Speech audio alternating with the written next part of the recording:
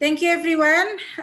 Good morning, good afternoon, and good evening for everyone in the many part of the world. And it is very nice to see you again in Zoom for our discussion today.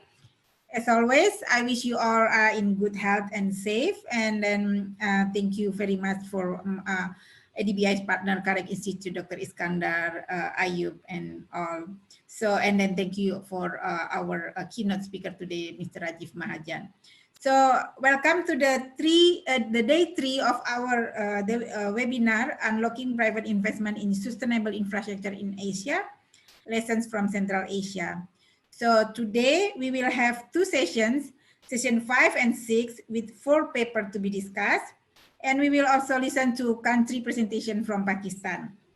But before that, we will have our keynote from Mr. Rajiv Mahajan. He is the Project Finance Manager, Private Sector Facility Green Climate Fund. So Mr. Rajiv is in charge of GCF's Private Sector Facilities Project Finance Operation. He has 20 plus years of experience in the Indian project finance market, focusing primarily on renewable and conventional energy, with premier Indian institution Power Finance Corporation, ICI Bank, and IDFC Limited. So he's been responsible for setting up GCF project finance franchise and has led the fund's pioneering project finance transaction in Africa, Latin Africa, and Central Asia since 2015. So I think without further ado, I think you can start our webinar today, and I will give the floor to Mr. Rajiv Mahajan. So you will have 20 minutes. Mr. Rajiv, the floor is yours. Thank you so much, Nella. Thank you so much to the organizers. Ladies and gentlemen, on behalf of the Green Climate Fund, it is indeed an honor to participate in this important event and share GCF's learnings in unlocking private investment in sustainable infrastructure in Central Asia. I'd like to thank you for giving me the floor to provide these opening remarks. Why is sustainable infrastructure so important? Good infrastructure is the backbone of any successful society and economy. People need access to energy, transportation, sanitation, hospitals, and schools to thrive. Unfortunately, the way we have built much of this infrastructure over the last century has been extremely carbon intensive. Worse still, we need to build more of this infrastructure in the coming decades, particularly in emerging and developing countries. Unless we are able to develop a new generation of sustainable infrastructure, it will be very hard to reverse catastrophic climate change. Now, this is going to involve a significant investment, estimated up to $6.9 trillion per year, right through to 2030, according to the OECD. And therefore, bringing to the table private sector finance is not only crucial, but is absolutely imperative right now. While good progress has been made over the past couple of years, there's estimated to be an investment gap of nearly $3 trillion a year, and is expected to continue into the next 10 years or so.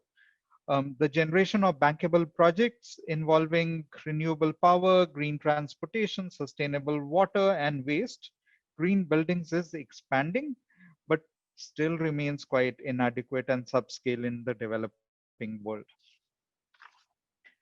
The impacts of the economic crisis and financial instability caused by COVID-19 is likely to exacerbate the infrastructure investment gap in developing countries, with perceptions of investment risk rising rapidly. And if the pandemic continues, we don't know where that risk perception will end. At the same time, the recovery from the COVID-19 economic crisis coincides with a pivotal time in the fight against climate change. 2020 is the year where countries are required to submit their new or revised national climate action plans, which is a key step towards realizing the Paris Agreement. 2020 also marks the start of a decade in which the world must cut emissions by over 45% if global warming is to be limited to 1.5 degrees Celsius. In light of the heightened risk aversion, capital scarcity, as well as persistently low fossil fuel prices, catalytic funding for sustainable infrastructure investments is now even more important than ever before. The climate crisis is too big, too serious, and too urgent to rely on the resources of public institutions alone. The private sector will have to play a significant role in rechanneling current financial and capital flows into new, green, and climate resilient asset classes to cushion economies against future disaster and pandemic events. But how to mobilize private sector capital for sustainable infrastructure in a post COVID-19 environment? First and foremost, climate action and COVID-19 recovery measures must be mutually supportive. Mr. Climate Teddy, action. may I interrupt? Do you plan to move your slides? Yes, I will be coming to my slides towards the end. Okay. Okay. So, so climate action must help to revive economies, and economic packages must be designed to overcome the COVID-19 crisis in a green fashion. Many investments can meet this dual objective. For example, investments in energy efficiency, demand side management can rapidly generate large scale employment opportunities, reduce energy poverty, and increase resilience to extreme weather events. Secondly, developing countries must be able to access adequate finance for their green economy stimulus measures. There are an estimated $23 trillion of investment opportunities for climate smart investments in emerging markets alone between now and 2030. That's the next 10 years. But financial short termism and the lack of consideration for climate risk into investment decision making inhibits green growth ambitions. Green climate resilient investments tend to have high upfront capital requirements, long payback periods, and require policy stability, patient capital, and a shift in shareholder activism from quarterly returns to long term sustainability. Thirdly, we also need to realize the potential of national development banks. National development banks account for investment of about $2 trillion a year, about 10% of the total investment worldwide. Doubling their investment capacity or leverage effect could be enough to bridge the climate investment gap. National development banks need to be given a clear green mandate, develop their governance skills, tools needed to assess the specific risks associated with investments in the new climate, emerging new climate technology space, and new emerging business models. This raises questions as to what the GCF and the others can do. As a risk inclined and impact oriented institution, the Green Climate Fund plays a pivotal role in de risking the delivery of private capital flows into low emission and climate resilient investments in developing countries. With over 100 delivery partners, we assist countries in establishment of conducive investment climates, support local financial institutions in the origination of bankable climate projects by financing infrastructure, project preparation, and tailoring life cycle concessional finance to spur innovation, promote new business models, and de-risk climate investments in nascent markets. Building on ongoing efforts, I would like to share with you our experience in Central Asia, where we have been working with our partner, the European Bank for Reconstruction and Development, on three pivotal transactions.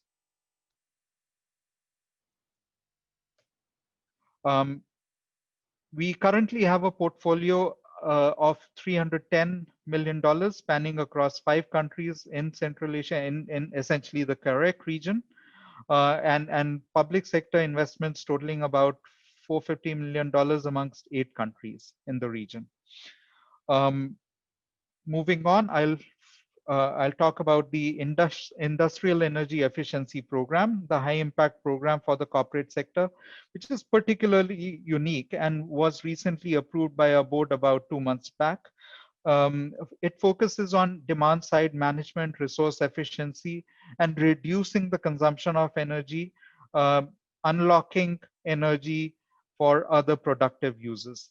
Um, Industrial energy efficiency is one theme which has so far not got enough prominence, because the governments and policymakers around the world were focused on enhancing renewable and green generation capacity, whereas there's a lot that can be done in the industrial space. And we are talking about these projects being off scale. They're not very easy to implement, and therefore a degree of leading by example is required, which we hope our program will achieve over the next couple of years. The next one is renewable energy in Kazakhstan, where we financed the construction of the first wave of utility scale renewable energy projects. We provided a financing of $110 million. And as we understand, a few of our projects are already up and running in Kazakhstan today, which gives us immense pride and pleasure to see climate impacts being generated in Kazakhstan. Then we have a sustainable energy financing facility, which works across not only Central Asia, but also across the Caucasus region and North Africa. Here we build the capacity amongst financial institutions uh, to get about a large scale climate finance through on lending programs. And this is essentially intended to pump prime the market for green investments in the region.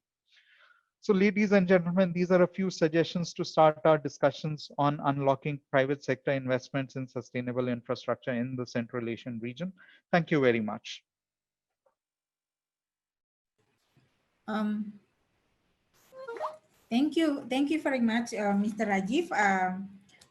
Very very extensive explanation about the green investment in Central Asia, and then it's pleased to hear that Green Climate Fund actively involved in develop that in Central Asia. So I think now, Derek, we going to the photo session. I think for all the speakers and moderators, please open, switch on your video. We're gonna take a screenshot of your video. Derek, give the instruction. And then you need to return that. Mr. Mahajan, if you could please stop sharing your screen. Thank you. Okay, and everyone please turn on your camera.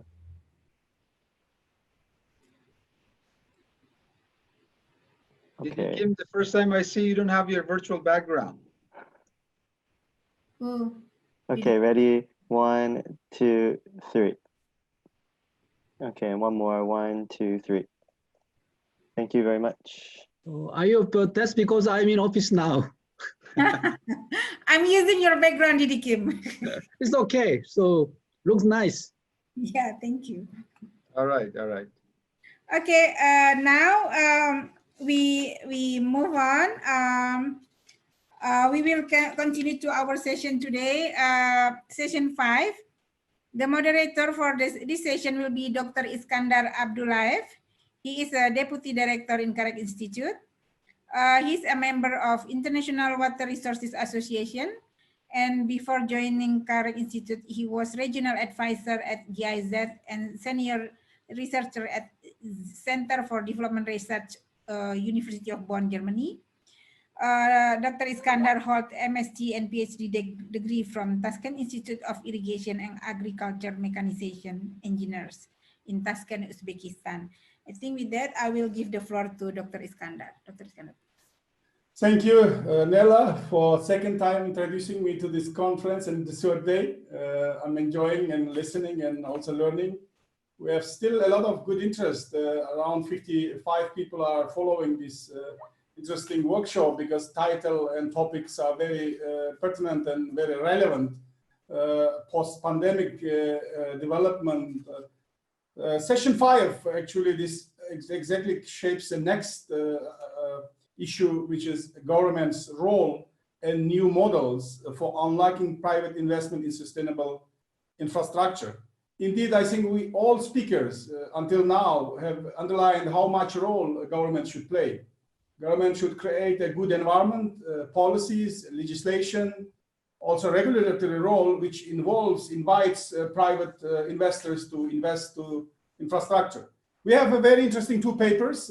We start with first one, increasing infrastructure investment with spillover tax revenue by authors under leadership of Professor Yoshino. And I would like to say that Nella and Derek are also co-authors. We will have, of course, in each paper, one discussant. I will introduce first the speaker and then discussant after presentation of the speaker is finished. Let me introduce with my pleasure Professor Yoshino.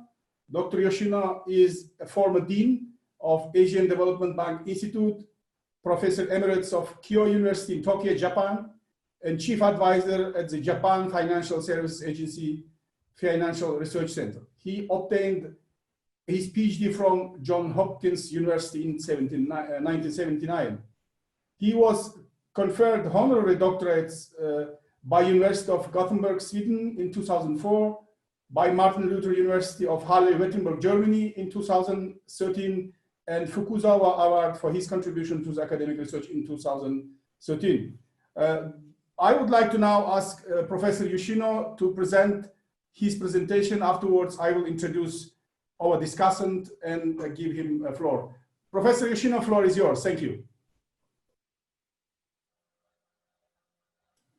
I think you are muted, Professor Yoshino, you are muted. Can you unmute? Okay, so can you see my screen or not? Not yet. Not yet, okay.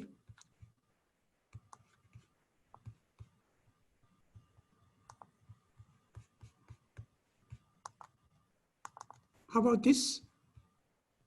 Can you see my screen? It's coming. Huh? Is Yes. it coming? Yes, yes. Can you see? Yeah, it's here. Yes, please. Okay, so I'd like to start about my presentation today. After the COVID-19, I think infrastructure atmosphere has been drastically changed. First one is fiscal spending in many countries must decline. So private sector financing will be very important. And secondly, SMEs and rural region has been suffered a lot. So the government support program will be definitely needed. And then I'd like to talk about the credit guarantee and how to support SMEs. And then lastly, I'd like to talk about the role of international multiple development agencies, such as ADB or European Bank for Reconstruction and Settlement. The reason why multilateral institutions are very important is that the corruption and also transparencies are lacking in many Asian countries. So if multilateral institutions provide 5% of entire money, small amount is fine, but they can be a watchdog for the penetration of infrastructure investment. So I think even though the financing amount can be small, but the involvement of major infrastructure by multilateral institutions will be very important in Asian region. Secondly, Asian region is dominated by banks, but long-term financing will be needed in Asian region. So especially insurance is very important to finance infrastructure investment. So in Central Asia, development of insurance sector and insurance will be very important. It is not only important for infrastructure, but it is important for households by themselves, because life insurance will support Sometimes their husband, the father is in sick, but their insurance can help them to keep on providing support. So I think long-term financing has to be also prepared in Central Asia as a supply of finance, not only in bank deposits. And next topic is how to bring private sector finance. Insurance companies are very much reluctant to invest into infrastructure because low rate of return and risks compared to bank loans or government bonds. So we have to increase the rate of return from infrastructure investment and reduce risks. And infrastructure, railway, road, water supply, digital infrastructure can develop the region. Various tax revenue will be rising. Corporate tax, income tax, sales tax. And part of those tax revenues can be returned to infrastructure investors. Spillover effects created by infrastructure is about 68% of total impact from infrastructure investment. So those spillover tax revenues can be partly returned to infrastructure investors. Traditionally, infrastructure is relying on user charges in this green line. And user charges are very low, especially in water supply. And ordinary road, there's no user charges. Then rate of return must be very low. However, spillover impacts will increase tax revenues into the region. So part of those tax revenue should be returned to infrastructure investors. Furthermore, these spillover tax revenues can have some cap. And if the spillover tax revenues are very large, that extra above this cap can be kept as reserves for disaster prevention or infrastructure fund. And when we look at the impact of this infrastructure investment, this is a study with Dan Umid Abidhadjaev of Uzbekistan, who was my former student. Then impact into the region, economic growth is 2.0% higher compared to other regions. That is Uzbekistan's railway case. And connectivity, connecting with city and rural region has much more impact into economics. So connectivity and also the rural area are selling their products to cities, which can enhance their economic development. And infrastructure investment, we can look at how much their tax revenue has been increased much more compared to other regions. So blue line is that ordinary tax revenues to the region, which is very far away from infrastructure. And red line shows the tax changes in the region, which has significant impact into the region. So we can compare those tax changes with other average tax revenue, which will be called the spillover tax revenues. And that could be kept as a reserve, as a cap, and then another one should be returned to infrastructure investors. And next point is anti-corruption. In many Asian countries, land acquisition and land purchase, lots of politicians came in. About 30 years ago, Japanese politician was arrested because he purchased land before infrastructure was constructed. So land acquisition is always create problem for corruption. And I heard in Pakistan and India, there are many land mafia. So they charge very high price and then they get subsidies. So land trust is one of the ways to stop those anti-corruption. Landowners can keep the land. They do not sell the land, but receive dividends, rent every year from railway company or road. So they can keep their land as an owner and receive rent every year. And in between infrastructure companies and landowners, trust bank is in the medium. And many Asian countries do not have trust bank. So banks can have trust license provided by central bank. Then they can operate as a trust bank intermediator between landowner and infrastructure companies. That can reduce drastically the anti-corruption. Furthermore, acquisition cost of the land can be reduced drastically because infrastructure companies are paying rent every year rather than purchasing the land. Next point is about the transparency of land transaction.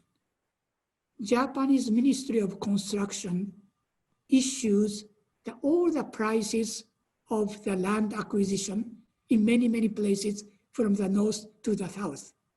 And this is disclosed openly by internet. So one can access how much land price their residential area will be, their commercial area will be. So that transparency will be important in Central Asia. Central Asia should start the transparency of land prices, which was transacted every year in various regions. That can provide anti-corruption behavior. Next, I would like to talk about infrastructure investment together with education will increase spillover effects. When we looked at together with Abid Hajijaibu, 44 countries data coming from United Nations. Secondary school education together with infrastructure has higher economic impact. And university education together with infrastructure has higher economic impact. Secondary school education will provide basic skill, and university education will provide high skills to the region that will contribute much bigger impact into the region. Then after the COVID-19, digital infrastructure is also important. Working from home, education, everything uses digital infrastructure. And digital infrastructure, again, user charges are very low. So in India, Broadband India Forum and the digital infrastructure companies are planning to use my method to return economic impact and spillover effects of tax revenues back to their digital infrastructure companies, which can expand their networks to all over India. The same thing can be applied to Central Asia. Next one is SME promotion into the region along infrastructure investments are very important. So crowdfunding and internet sales of those products will help SMEs which can locate their business along new infrastructure investment. And last one is about environmental issues associated with infrastructure investment. Rajiv Mahajan was talking about the climate fund and green fund. It is very important to look at ESG investment, SDG investment, or green investment. However, current definition of ESG, SDG investments, depending on consulting companies, the definitions are different. So that means which consulting company institutional investors hire will make them different portfolio allocation. And many investors are now taking into account of greenness. Traditionally, investors are looking at rate of return and risks, but now they have to pay attention to greenness or SDG.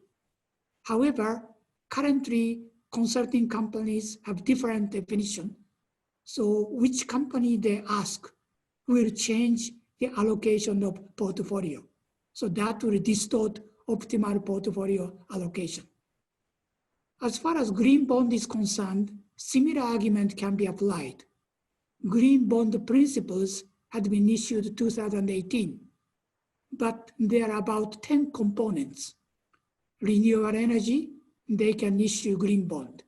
Energy efficiency, good building, they can issue green bond. But some of the green bonds are 80% green, 20% gray. And another green bond, 70% green, 30% gray. All of them are called green bond. That again distort optimal portfolio allocation. Then what would be the best policy? Taxing on waste, such as CO2, plastics. Same you have 2 minutes. Yes, Please. Same tax rate to all over the world. That is one solution. And that can return back to optimal allocation of portfolio. Another one is green credit rating. Currently, each pollutions are not rated accurately. So if greenness is close to 100%, that green bond should be AAA. So I think as far as climate change is concerned, I think accurate credit rating based on wastes and pollutions will be important. That is one policy. Or another policy is taxing waste, same tax rate to all over the world. So either way could provide better portfolio allocation. So those are my presentation. Thank you very much. Great, thanks, Professor Yoshina, and my apologies for stopping you because of time limit, which is in the schedule. Excellent ideas, actually. I also was thinking, since I read your article about this spillover taxes, which could really support some issues like water infrastructure investment, which we have a lot of problems because of low levels of charges, user charges, and low levels of collection charges. But at the same time, water infrastructure brings a lot of opportunities in increased efficiency in agriculture, also improves livelihoods, and people's economic activities are improving. So why not to see that these relations between increased tax and this spillover effect could be one thing which is could be a financing source for the infrastructure. I'm not going to take time from our discussant. Our discussant is Dr. Muhammad Ayub Meher, ICRA University, Karachi, Pakistan. He is serving as a professor and executive director of the Economic and Financial Policy Research Center in ICRA University, Karachi. He has been serving as an economic advisor of the Economic Cooperation Organization, ECO, Chamber of Commerce for 3 years, and also Director General in the Federation of Pakistan Chamber of Commerce and Industry for 7 years.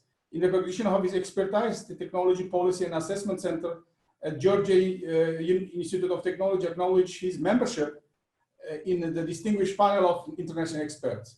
I would like to ask our discussant to present his views, his comments to the paper by Professor Yoshina and his team. Please, floor is yours. Thank you, Iskandar Abdullayev, for introducing me. This paper I have received a day before yesterday, and I prepared some comments, but this was too shorthand, and I will submit my detailed comment also after this workshop. Second thing is important that I have noted one thing, that most of the work in article which has been submitted to me and also in presentation, more than 80% work belong to the citation or references from previous studies. They have been summed in this article. There is no doubt that it is an interesting topic, and I'm happy to review it. The private sector investment in infrastructure related project, no doubt it is a crucial area which worldwide have its importance. However, it's important in the context of CARIC countries because in majority of CARIC countries, it is considered a public sector responsibility. I have faced some difficulties to identify the scope of articles. Initially, I have faced this problem because the following titles have been mentioned in different places. In a webinar agenda, I noted that the topic was increasing infrastructure investment with spillover tax revenues, which you should know have discussed now. Today, many detail you have discussed about the spillover tax. But in your article, the title was increasing water infrastructure. Your main area was water infrastructure investment with spillover tax revenue. And in presentation, increasing infrastructure investment in Carrick region with spillover. Here you focused on Carrick region. Based on these variation, I inferred that topic and scope of the research was increasing water infrastructure investment in the Carrick region with spillover tax revenues, which I have inferred at my own, that basically it is your area and scope. In reviewing the format of the article, apparently it does not seem an academic paper. It's more like a report. On first page, first 3 page, you mentioned summary of the article, summary you mentioned, and proposed to 5 different proposals you suggested here. As we are familiar that United Nations has designated access to clean water as one of the sustainable development. Yes, it is one of the important SDG you discussed here. In summary, the authors have rightly mentioned that investment is widely recognized as a crucial driver of economic. Yes, it is understood. In the article, you mentioned some new concept, utilizing part of spillover tax revenue.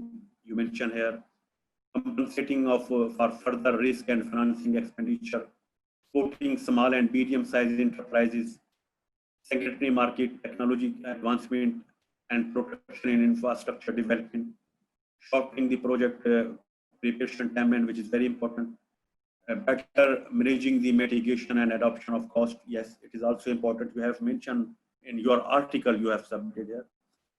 And in second part of your article, you mentioned 5 proposals. The entire article was based on these proposals.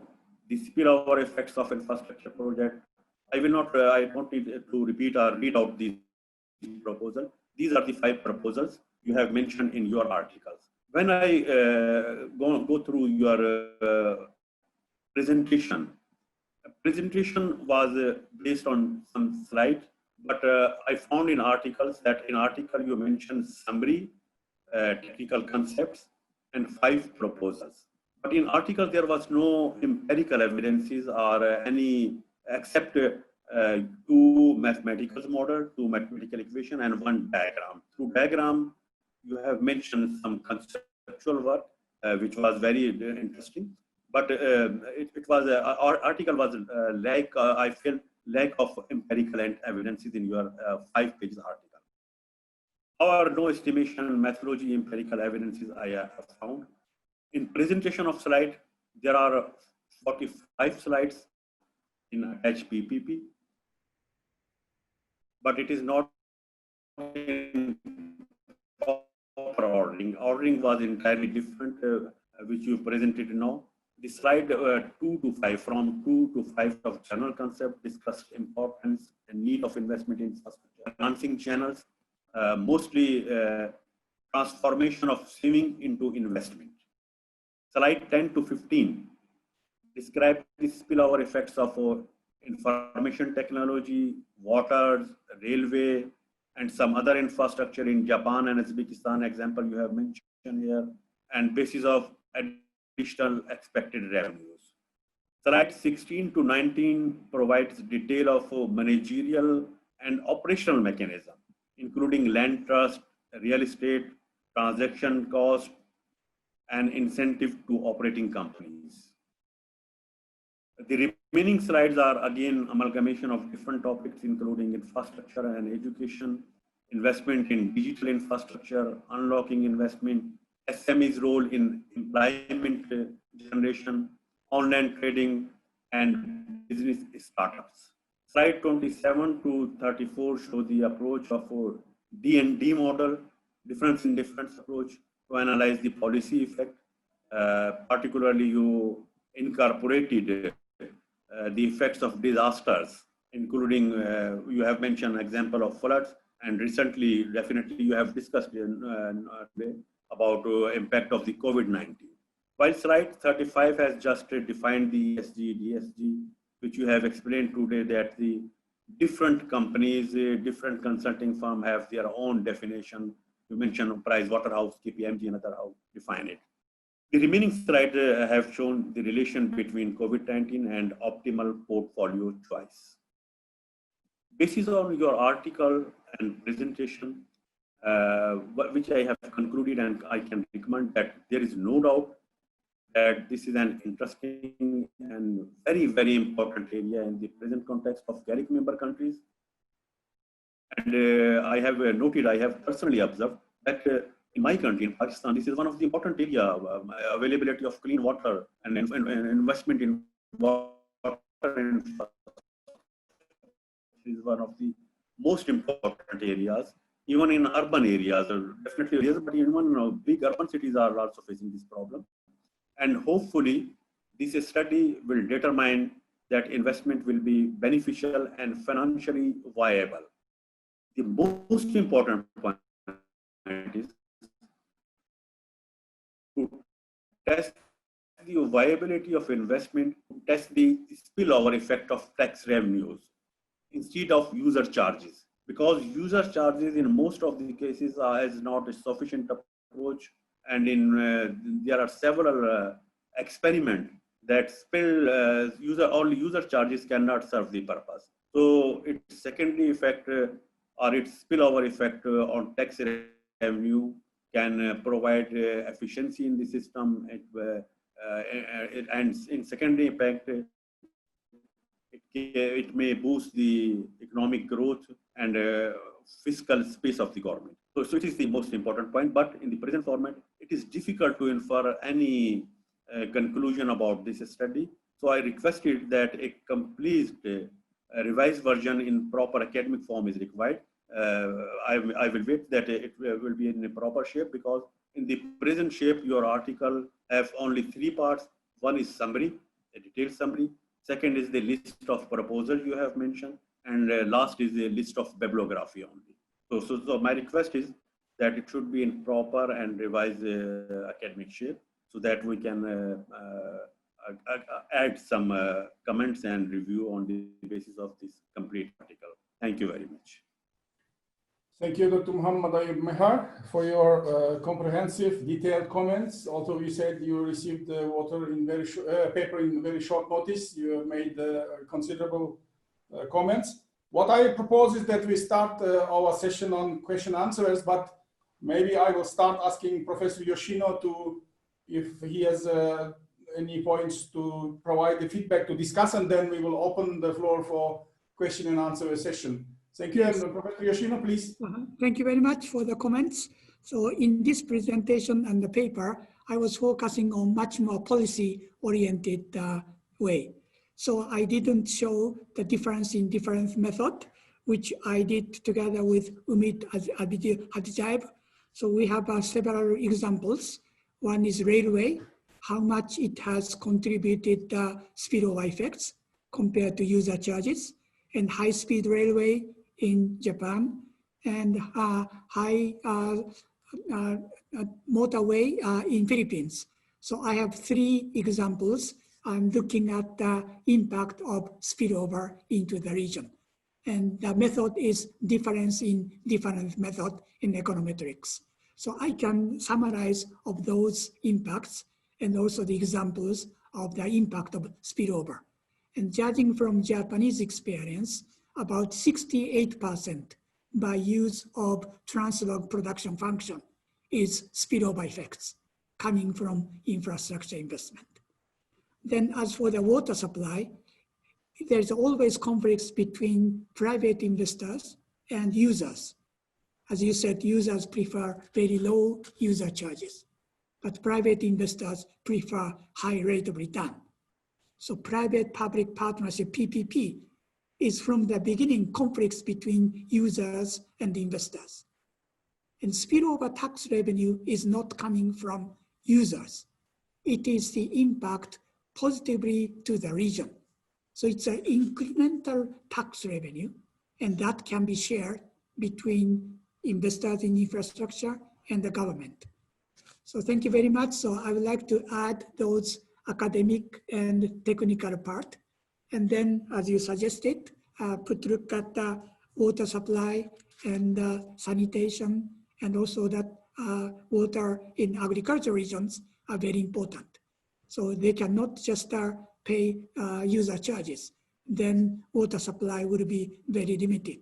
So return from spillover tax revenue is very important. That can expand their water supply and so on in many regions. Thank you very much for your comments. So I would like to improve in academic style. Thank you. Thank you very much, Professor Yoshino, for your feedback and also readiness to follow up the recommendations from discussant. Colleagues, as I said, now floor is open for question answer. We have around 5 minutes to go. What I would like to say that I got one question already written, and I ask others also use Q&A box to write your questions, but also you can use, some participants can use the raise hand and ask the questions. Let me ask Professor Yoshino to address you, the question from Vermagorov. How land trust helps in land management? Example, land pooling. So this is one of the questions. You can start addressing this question, and I'm sure by then other colleagues will raise their questions and clarifications. Please, Professor Yoshino. Okay.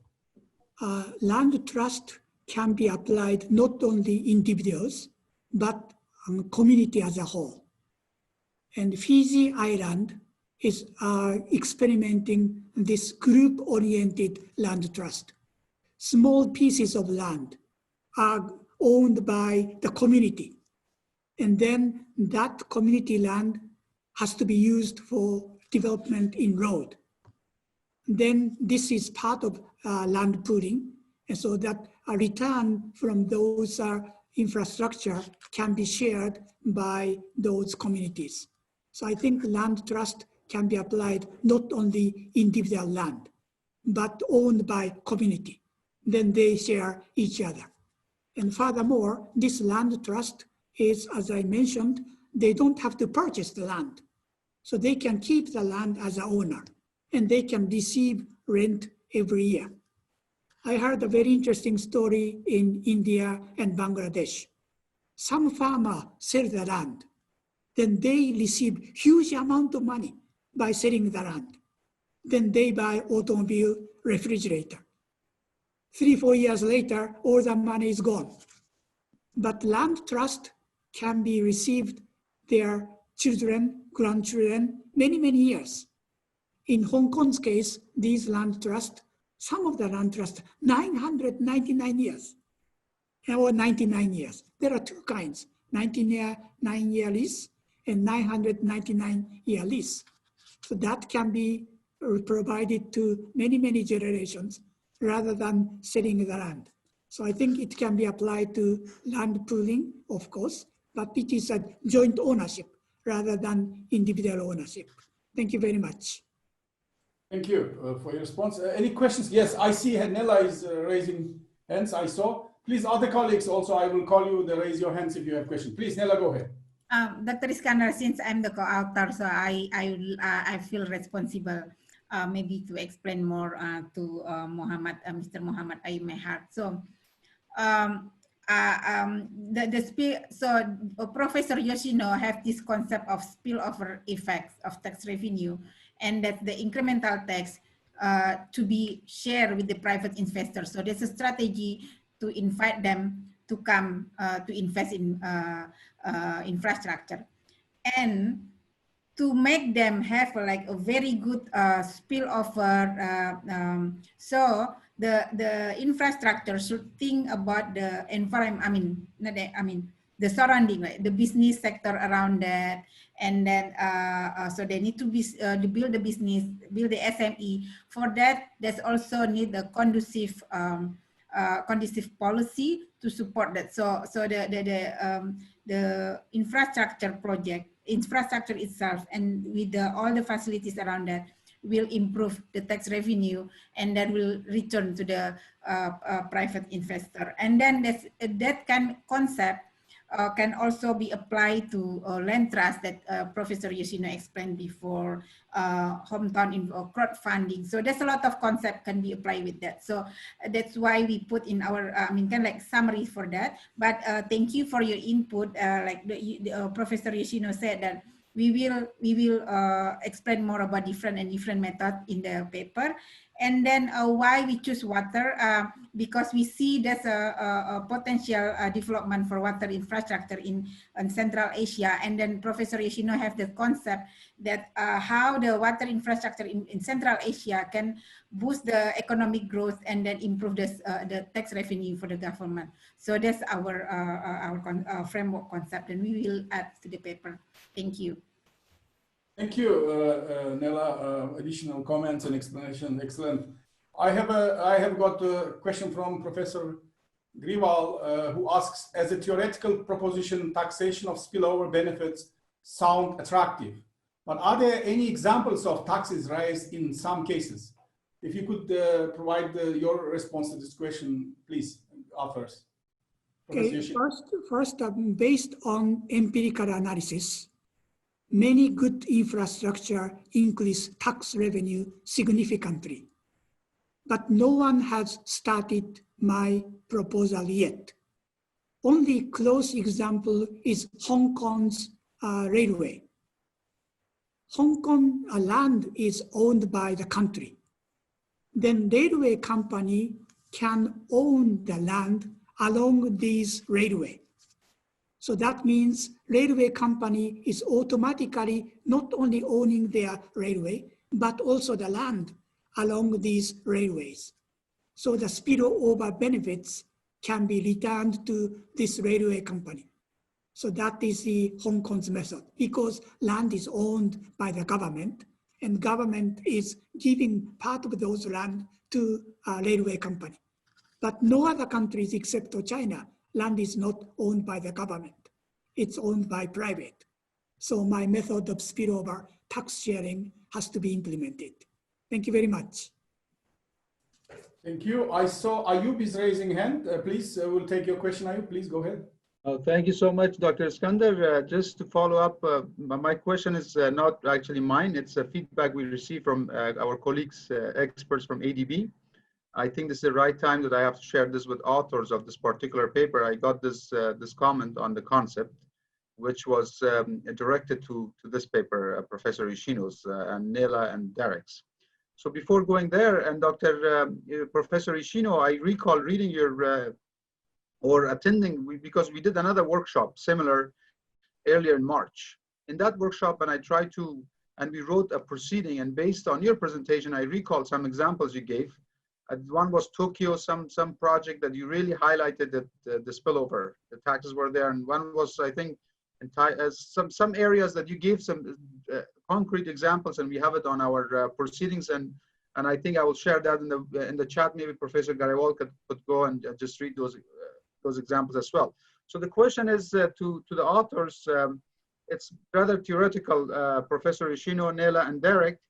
It's true, while because we're talking about long-term investment, and banks or conventional financing institutions are not interested to invest in public infrastructure. That could be true for schools, railways, and other public infrastructures. However, our colleagues from EDB have raised this, that, for sustainable infrastructure such as powered agro-industrial parks or solid waste recycling plants or construction of energy efficient buildings could provide quite lucrative dividends to shorter period of time and wide participation of private sector.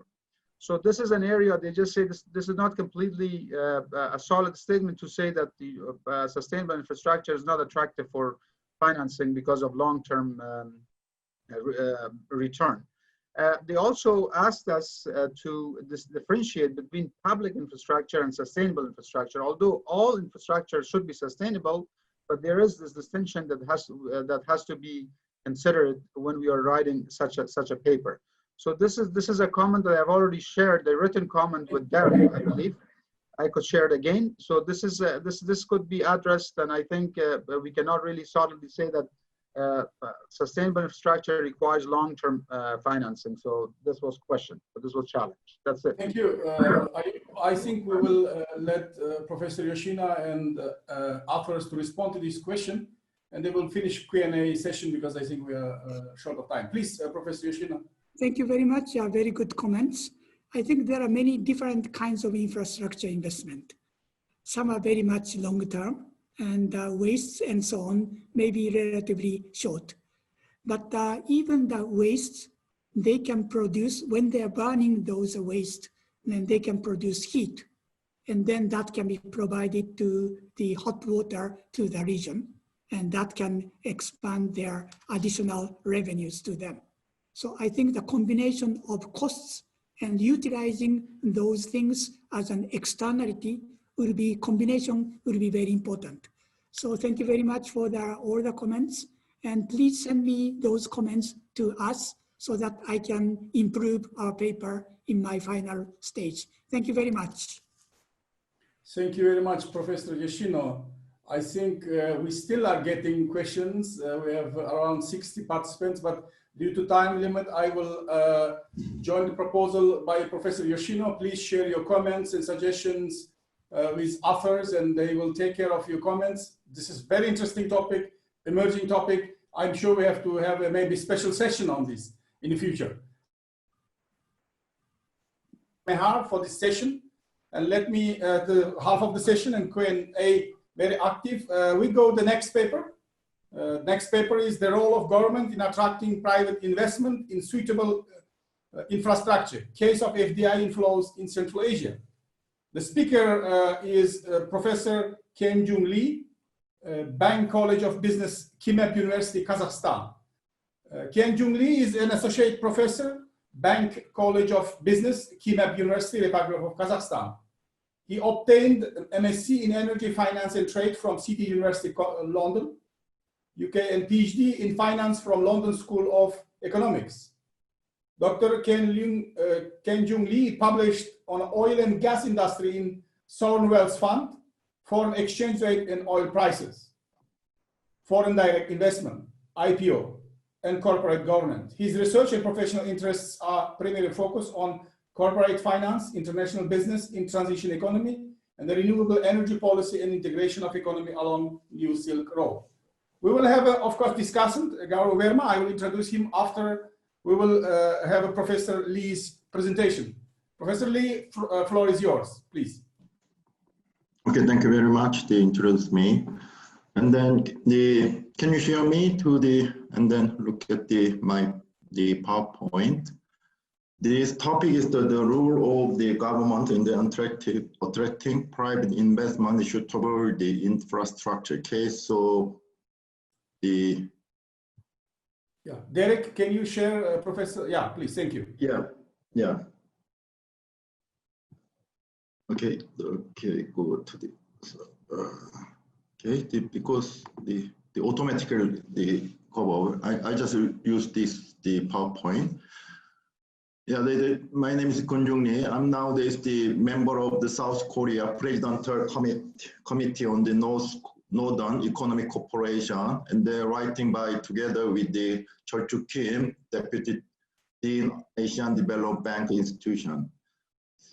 When I start the motivation about research about the foreign direct investment, before the 20, I just introduced about promote Central Asia in the member of the president, the committee members in the Korea. But I just say to the promote to Central Asia, the foreign direct investment, the people say really the Central Asia good potential investment country. But the member of the many people say that during the 20 years ago, already every time Central Asia is the big, huge potential investment, but they never return or profit from the Central Asia. That's why today I will introduce how can we approach the foreign direct investment, especially in the suitable or the sustainable infrastructure, encouraging the private investor or the promote Central Asia in the infrastructure to develop economics. That's why today, just introduction about, we already know about how much important FDI inflow in Central Asia countries, especially in the Kazakhstan, Kyrgyzstan, Tajikistan, Turkmenistan, Uzbekistan. But the most important is the regional location in the the Central Asia is the West and South link in the China and India and the Europe. And the Central Asia emphasizes regional. Расположена между Китаем и Индией на востоке и граничит с европейским миром на западе. Таким образом, Центральная Азия нацелена на trade regulations, simplifying the custom formalities. снижение торговых барьеров. We today's the conference, we want to emphasize the infrastructure, especially in the energy pipeline infrastructure, and then oil and gas pipeline, road, bridge, and the electric power, railway, also especially in the renewable energy and the environmental management infrastructures. Therefore, I just review about literature review, and then I found the Eastern Europe and the Central Asia obtain different results with the trend in the depending on the study, countries and period, especially in the determination of the FDI. And then that's why I just collect all the data from the literature review. What factors most important to the main determination FDI? As I found the 10 most important factors. Number one is economic condition. Second one is reliability. This one is the total number of stock FDI in the host countries. And the third one is export. Fourth one is the import. And the economic stability, fiscal freedom, and economic freedom. And another one is market size, labor force, infrastructure, trade openness. Regarding of this variable, and then I just make the hypothesis, then 11 hypotheses from the literature review. And the number one is the good economic condition, as reflected by the GDP growth rate will be positive associated FDI. And second hypothesis is the large stock of the FDI, the relativity attract more foreign investment. And third hypothesis is the positive relationship between the export and in world FDI is expected in host countries. And then fourth one is positive relationship between import and the FDI. Fifth one, economic stability affect FDI flow positive. And sixth one is the high score on the economic freedom index is positively associated with FDI. And seventh hypothesis is there is positive relationship between physical freedom and inward FDI in the host countries. And the eighth is the market size is positively with the FDI. And nine hypothesis, large labor force. I mean the number of employment is positively associated with FDI. And then number 10 hypothesis that there is positive relationship between infrastructure in the award FDI. But the independent variable infrastructure, only I use the internet, the facility, or the telephone facility, because I cannot find during the 1999 to 2019, because the infrastructure, the investment is not much long history. That's why I use in the infrastructure of the relationship about FDI, use the internet facility or the telephone, the facilities. And 11 is trade openness represented by the index export plus import divided by GDP, affect the FDI. Therefore, I just analyze about this hypothesis. I use data from 21 years from the 1999 to the 2019 in the 5 countries in the Central Asia. And the data of the GDP growth rate, export and import, and inflation, trade openness, population, labor force, infrastructure obtained from the World Bank data, and then the stock of FDI for the relativity obtained from the United Nations Conference on Trade and Development database, And the physical freedom and the index of economic freedom were collected from the Heritage Foundation. Because we can find the ADBI and then the World Bank, we can find all of data. I found to 21 years the period. That's why I just checking all the database, and then I try to select the database from the World Bank, also UNCTAD and the Heritage Foundation.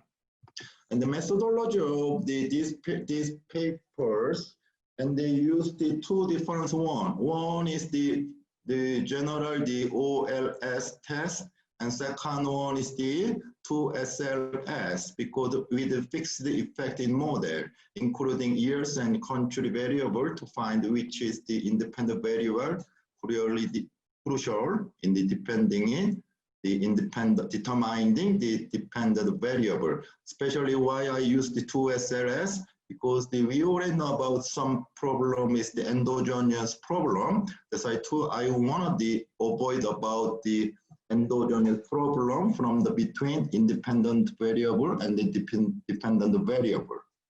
The result of this paper, we can see the OLS test first of all. And in case of Kazakhstan, it's FDI stop. That means we already know about the most fast, the earlier open the trade, and then the openness of the economy in the Kazakhstan. That's why the Kazakhstan is the FDI stock very higher, and then also positive relationship between the FDI stock and then the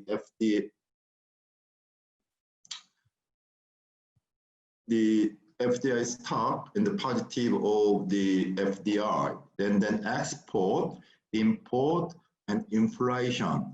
But the physical freedom, especially the negative, and then the population also negative, because I found why the population, number of population negative with the FDI, because during the 2013 to 2016, the Kazakhstan population decreased, but still the FDI is the increase. That's why this one is the result is the negative, and the employment of course positive.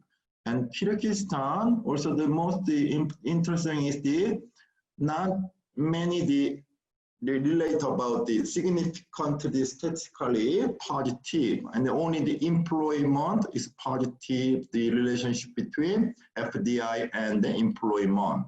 And Tajikistan is they give it directly, the FDI affect to GDP growth, and then physical freedom very highly related about the FDI, and the economic freedom, and then the population was positive, or the infrastructure in the internet used, and the very highly significant important factor to the FDI inflow.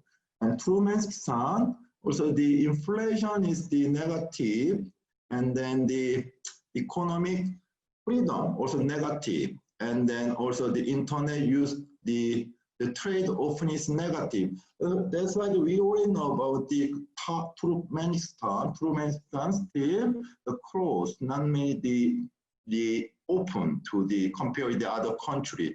But that's why the data also the result is negative. And the Uzbekistan is the import is negative, and then another one is the trade openness, very positive, highly correlated about the insignificant result in the trade openness. And that's why just checking again to the robust test used by the 2SLS test, and then we can find it will be different the result. And especially we understand about the population, in the case of Kazakhstan, is the population become positive and the employment also positive. And second one is the second country is the Kyrgyzstan. Also we can find inflation also positive and employment is positive relationship. And then Tajikistan also physical freedom And then economic freedom and employment freedom is the significant important factor to the determination of the FDI. And the Turkmenistan also the same, the not many change, but the employment relationship is positive. And then Uzbekistan is the very strongly the relationship between GDP growth and then the FDI. This result same is the representative from the Dr. Yoshino and then presents today. That's why the Uzbekistan the very related about the GDP growth and then the Uzbekistan, and then we can find of different results between the OLS test and the two SLS. And the conclusion is the Kazakhstan is the first place attracting FDI inflow during the 1999-2019. And then these two SLS analysis show that relative export-import economic stability, labor force significant determination of the model. And Turkmenistan is second place ever the average FDI. And then the main investor in Turkmenistan are Germany and Russia and the Austria. The regulation I already mentioned about many factors, also the important. And Uzbekistan is nowadays a very hot country. The booming to the investment, foreign direct investment, from the openness, the trade, and the economic. And that's why nowadays the main investor Uzbekistan are China, and then the South Korea, Japan. Finding from the 2SL regulation, and then we find two economic condition, and then the export-import trade openings are very statistically significant. And Kyrgyzstan is the first price average of FDI, and then we understand the explanation result may be small size of economy and the fever and the natural resource Kyrgyzstan suggests the effective government policy to increase the FDI. And Tajikistan attracts the lowest amount of FDI, but nowadays the Tajikistan started to open the economic trade and then opens the economy, and then many the international institution, the ADB and then the EBRD, they start to invest Tajikistan for the infrastructure. And the conclusion, that's why we can say to the one-size-fits-all the approach may not be suitable for the transition economy of Central Asia. That means we carefully thinking about which country is the government need to the more transparency and disclosure and the accountability. Therefore, for the sustainable development, Central Asia needs to consider diversifying into the new products market to the increase about the trade volume and then for the private investor. And then the sustainable political environment, related institution and the infrastructure all help to increase FDI inflow. Especially free trade is another important factor in the increase of FDI. Given the trade and the FDIs are complementary, and opening of the trade increase FDI inflow, and the higher FDI stock in the country lead to higher volume of trade. Thank you very much for pay attention this presentation, and then I give to Q&A, and then if you have any question, please send me the email, this email address. Thank you very much indeed. Thank you, Dr. Lee. Very interesting presentation.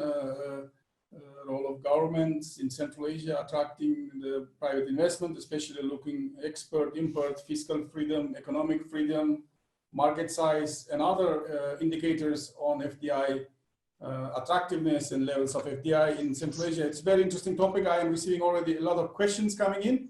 But first of all, let me ask our discussant, Verma Gaurav to make his inputs on your paper and also presentation. Gaurav Verma is an architect and an urban planning professional with an advanced qualification in land use planning. He currently works at an urban coordinator at Indian Development Center, IDC, largely to support the State Research Center for decentralizing solid waste management in urban development department of government of Uttar Pradesh. Also, he is the research focus on exploring development-based value capture strategies as a financing model for developing TOD areas in Delhi land pooling zones.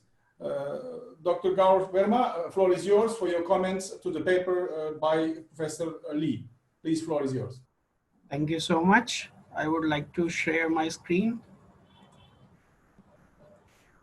Is the screen visible? Yes. Yeah. Hi everyone. So I am extremely grateful to ADB and the organization team for this wonderful opportunity to play the role of discussant for the role to review the paper of the role of government in attracting private investment in sustainable infrastructure, a case of FDI flow in Central Asia by Keen Julie. So the hello. Yep. Yeah, go ahead, please. Yeah. So, so the major contribution of the paper, which I am highlighting, is that the paper really investigate 5 Central Asian countries and which determines the foreign direct investment inflow, and which is likely backed up by 20 years of data, and which is very essential. And they also applied two methodologies to determine the influence in FDI inflow in the selected 5 countries. The author also determines various determines the FDI flow which carries from countries to countries, and the crux of the paper is that it is not really focused on building long-term capabilities and diversification, but also seeing the perspective of economically and politically stable environment.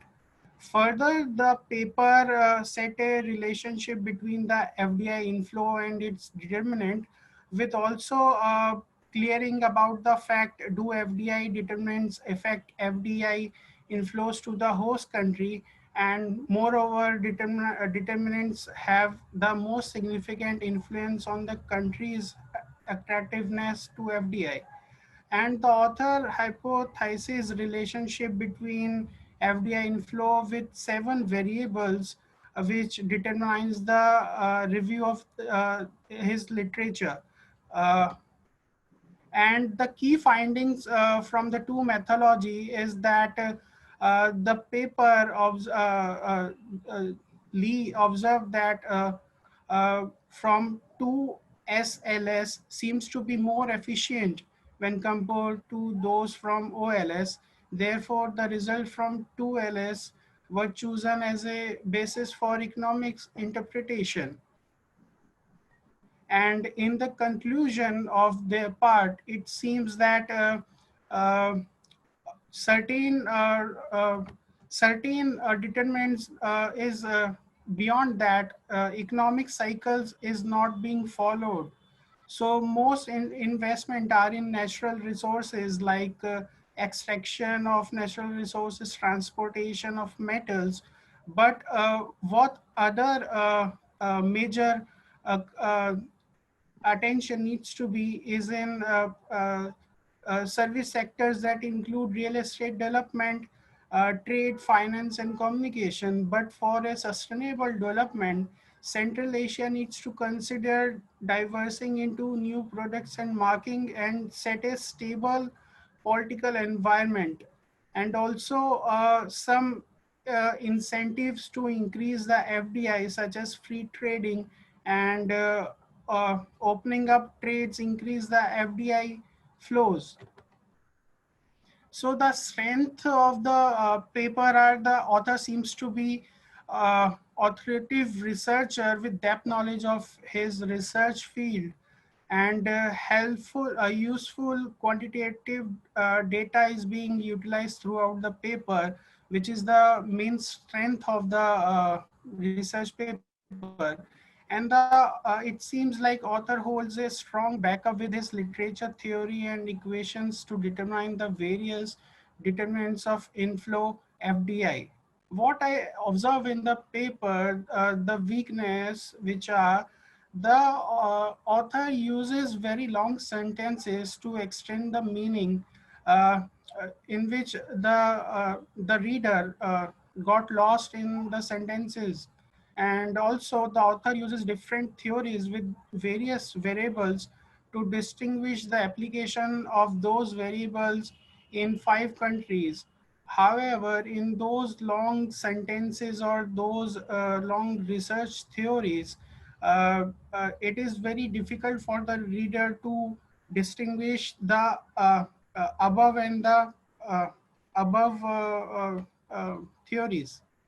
So my suggestions for the improvement is like with too many analysis description, it will be better to present in a analytical way so as the reader will not lost observation. Similarly, in the section 4.1 of paper, where for the descriptive statistics, and there in the paper there is non-explanation of what is autocorrelation, heterostaticity, and ANVOVA test.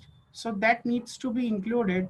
Also, the whole finding analysis or conclusion needs to be, it is better if we can analyze in a analytical table with proper categorization, like we just saw in a presentation. So it will be more easier for the reader to understand the analysis without getting lost. And it is also suggested that some illustrations will be good for explaining the literature and theory related to the paper. And there is also a need for formatting the report. All the text and tables should be aligned. So that's my side. Thank you so much. Thank you, Dr. Verma, for your very in-depth comments and also suggestions to improve paper. Now we open the discussion, but before I give floor to questions, I would like to ask Dr. Lee if he would like to reply to discussants' comments. Please, floor is yours, Dr. Lee. Thank you. Okay, thank you very much, Dr. Berma. The review of the papers, and then thank you very much. You very detailed to the comment about these papers. Yes, is true. I understand some problem. What is the weakness and then what is the strength is the true. And I agree. I agree with the Dr. Devena, the manner, everything. Yes, I also thinking about this one because I just tried to the review about the many paper regarding to about Central Asia or emerging market. And then there are so different the theory and the different result. That's why first of all, I just collect all some impact of the determination about FDI. That's why sometimes the very confusing on the paper. That's why I will to make the reorganization, refining in the research review, especially two. It's better I make the two sections. One is the impact from the microeconomics. Another one is the macroeconomy, and then I put the rearrange about the how can we understand about exactly in the more simplified to the understand about determination of the infrastructure, the FDI in the infrastructure, and then also I just checking about because one problem is that I cannot explain all of them. This one is not the journal papers. This one is I make the book chapters. So I just skip about the detail of the statistical result, for example, the ANOVA test or everything. But I also consider about this one is more the detail about the result of statistical analysis, and then more simplify but very difficult to explain the four countries, the different result. That's why I don't know how can they make the very concise the sentence in the different countries, or the result is just combined together in the countries. And then anyway, I just rewriting, and then consider about the more concise and the more understand for the papers. Thank you very much indeed. I think our discussants all over the workshop have been very helpful to really shaping the papers and providing very useful inputs, and our authors together with our discussants will make the changes necessary to improve the papers, and final versions will look much more nice and also concise. Let's start question and answers. I'm ready to collect your questions. Please use Q&A box, but also you can raise your hands. I have a first question, Dr. Lee, from Nadia Sianavaski. The Energy Charter Treaty and the New York Convention are the most important multilateral treaties for many Central Asian countries to attract FDI, including Kazakhstan. What is the future of attracting FDI in Kazakhstan and other countries, given the dispute in the framework of Energy Charter Treaty between US investment fund Argentem Creek and Kazakhstan? Will perceived violations of ECT affect Kazakhstan's investment attractiveness to Wall Street? Overall, I think question comes to the treaties and Central Asian countries, how they play in these treaties. Do they follow, are they have any problems with this? Please, floor is yours for response. Yeah, especially the energy investment, two things. One is a traditional investment infrastructure, especially in the oil and gas, the investment. Another one is the renewable energy. The strategy of Kazakhstan nowadays focus on the energy, especially in the infrastructure for the green energy, the renewable energy.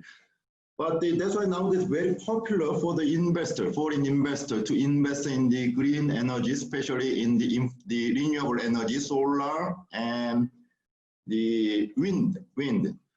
But nowadays, from the 2020, the Kazakhstan strategy of the investment P50, especially private-public partnership in the investment renewable energy, is the regulation about rule of the government to investment is used the bidding and the tender offer. That means the government open to the bidder and the tender offer. That's why the competitive nowadays. That's why this one is very good chance if the success in the win, the bidding and the tender offer is a very positive the investment in the renewable energy sectors. A second one is the FDI. Why the Kazakhstan nowadays took the very fast the transparency, accountability in the disclosure in the ranking of the World Bank doing business, and successfully the protect of the investment of minority and private investment is the ranking 2 among the all countries in 159 in the ranking 2, or the total number of ranking in the doing business in the world from the World Bank is 34 ranking. This one is better than the Russia and the other emerging market. That successfully during the 5 years, the Kazakhstan government tried to how can make it attractive in the foreign investor. That's possible. They try to change about document for the transparency and attractive in the foreign investment. Successfully, the World Bank and they realized that they gave to the Kazakhstan is ranking 34. It's very attractive in the foreign investment. But I always say to the Dr. Yoshinov and then the moderator, Dr. Abdullah, and then also the LCR, we understand how can government promising in this kind of document and ranking. That's why still in my opinion, it's a very good chance to the investment in the energy sector, especially in the renewable energy, especially in the very advantage of the land scope. Okay, thank you very much. Thank you. We have still 2-3 minutes collect for the questions from the audience. If you have questions, use Q&A or please raise your hands for your questions. Please, if you want to ask questions on the topic. While I'm looking there now, I don't see any hands and questions. I would like to ask my question maybe, Dr. Lee. You have listed quite few important aspects for the improving FDI by governments in Central Asia. Can you tell one most important from point of view, which may be missing in the region, therefore, as you said, FDIs are there, but still limited because there is a huge capacity and also economic potential in the region. Can you at least name one, which is the most important that governments should pay attention, please? Thank you. Yeah, most important thing is that I just experienced during the 9 years and the discussion with the government and then all the private investment. But one most important thing we have to understand, foreign investors understand about the business culture and then the national culture. And then how can we understand about transition economic regulation? That's why, for example, the Yoshino explained about the land, the corruption or the land problem. And then many capitalism countries, especially Korea, Japan, or other countries, developed countries, they don't understand about how can the Central Asia provide of the land to invest in the infrastructure or building anything. That means, for example, they do not provide the private land. I mean, all the governments just land give to the 150 years or 100 years. That's why we have to calculate about the cost of capital and then return of the rate. And then carefully we're thinking about where the foreign direct investor get profit from the where.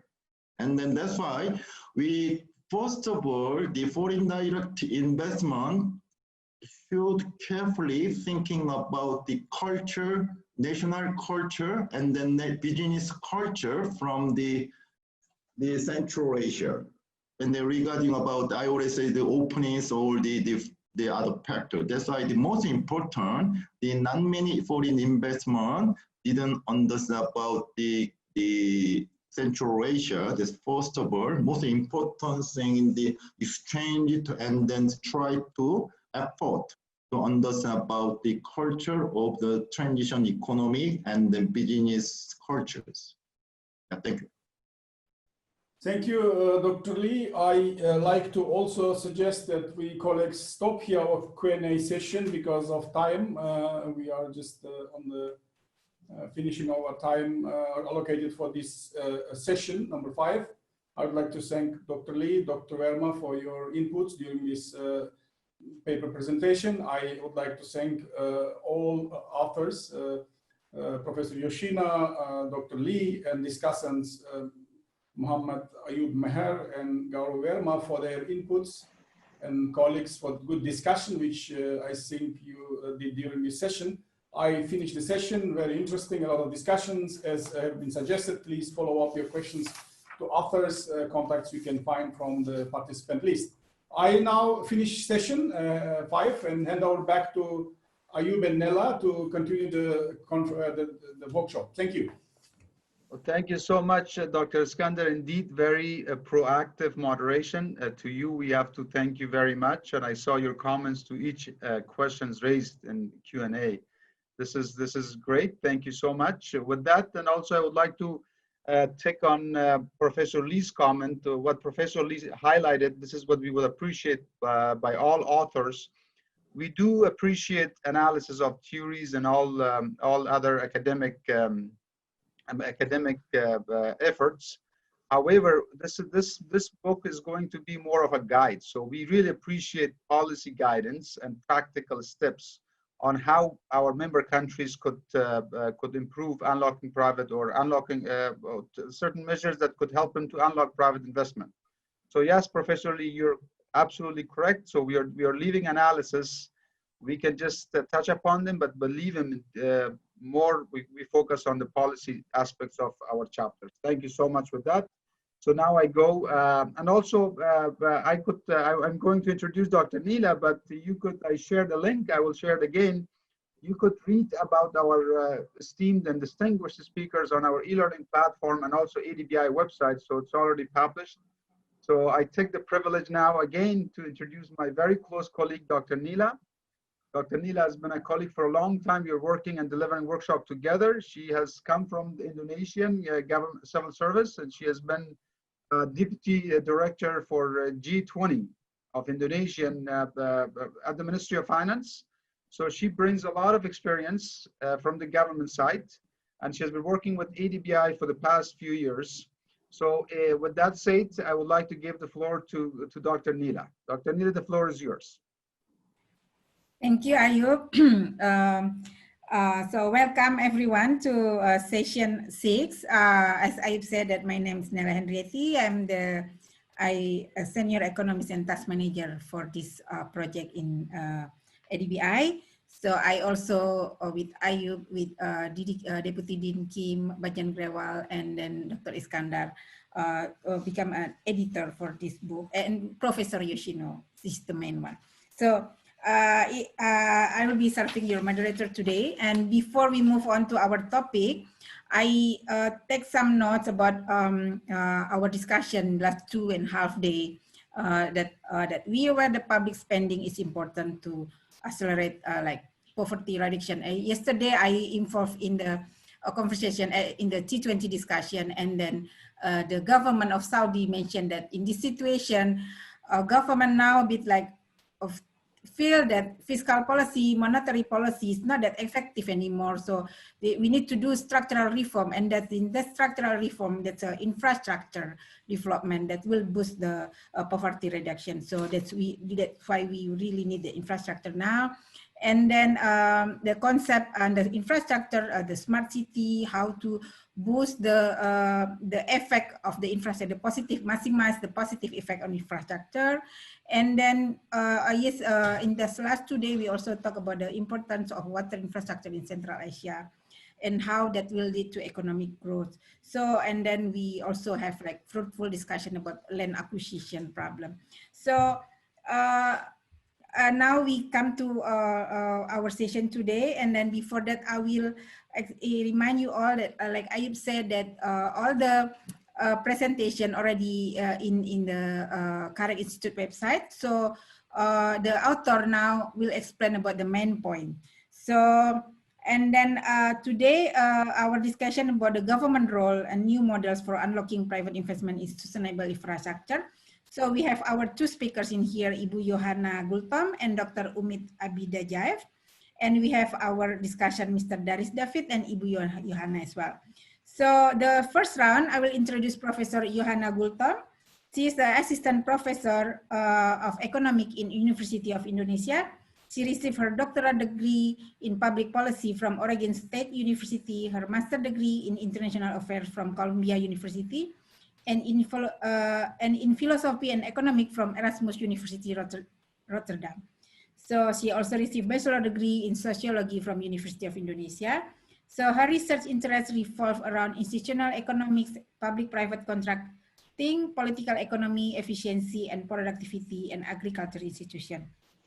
So her paper aims to provide insight on how developing countries can unlock private participation in the clean water infrastructure based on the case study of Indonesia water infrastructure investment. Perhaps that can be an input for water infrastructure in Central Asia.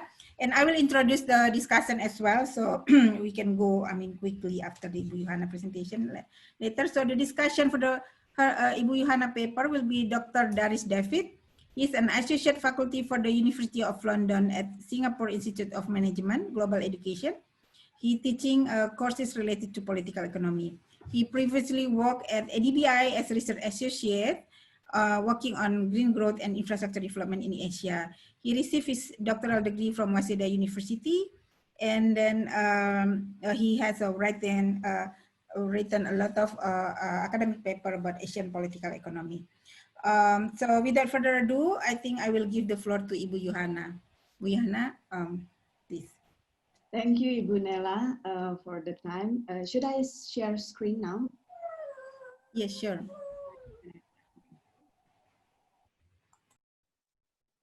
Okay, good.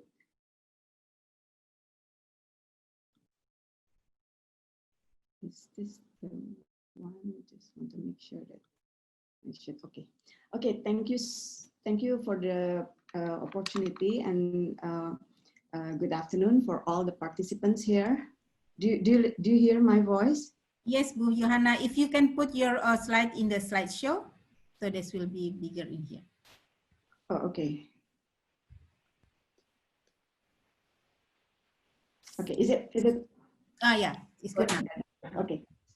So the title that we are going to present, our paper, the title Government Initiatives to Unlock Private Participation in Infrastructure, Lessons from Indonesia's PPP in the Water Sector.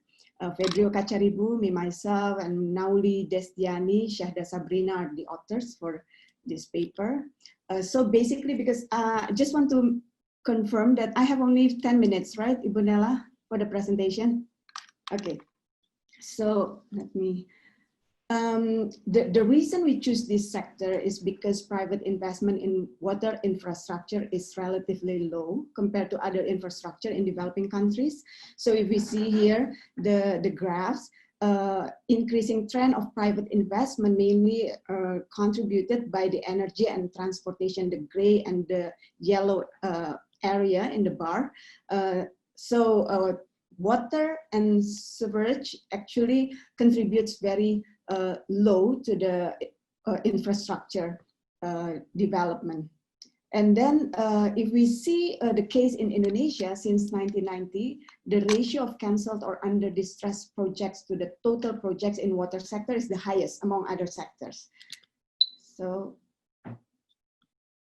now we actually, through this paper, we want to really show that government support is very crucial if we want to unlock private participation in PPP, through PPP for the development and investment of infrastructures. If we see here that the government support in every, the portion of government support always higher than 50% of the total value of investment. And Indonesia, if we see the table here, Indonesia is quite, has an achievement because out of this number, you know, 122 US dollar in million is for government support. So Indonesia is quite progressive on PPP in the clean water sector compared to its peer in terms of government support. And so given the previous background, this study really want to focus on this question, how to unlock private participation in clean water infrastructure, especially in the face of low return on investment nature of the sector. So to answer this question, we use some backgrounds data to show the different comparison between developing Asia and other countries, but also we run a very simple OLS model to show the significance of government initiatives on PPP.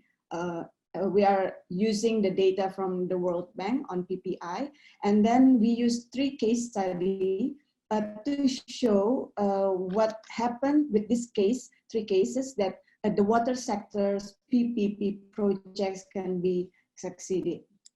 So when we learn from Indonesia's PPP's water sectors, it's quite,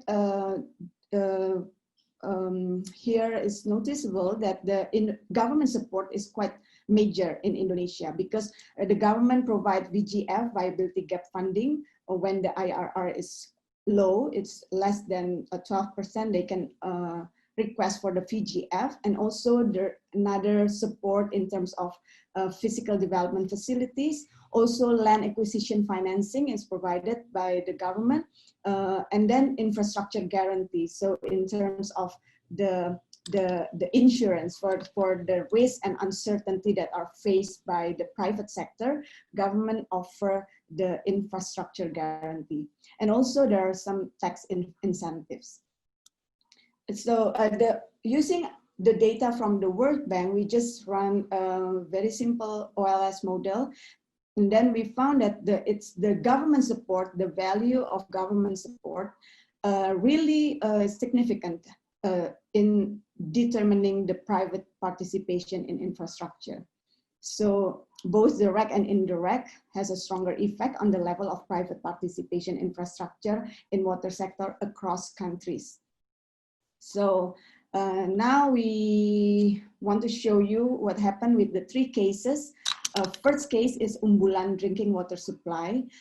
It took more than 10 years, 15 years to accomplish this contract actually, with the investment around 147 million, the government and private consortium, only the governor, because this is in the provincial level, only able to finance 60% of the project value. So with this low financial IRR, but also high social and economic impact, the government provide VGF, which with the value of 818 billion US dollar, Indonesia's rupiah, and then also provide the project development facilities assistance.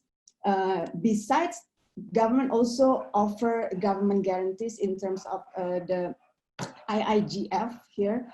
Government provides guarantee as well to the project, and also the land acquisition fund.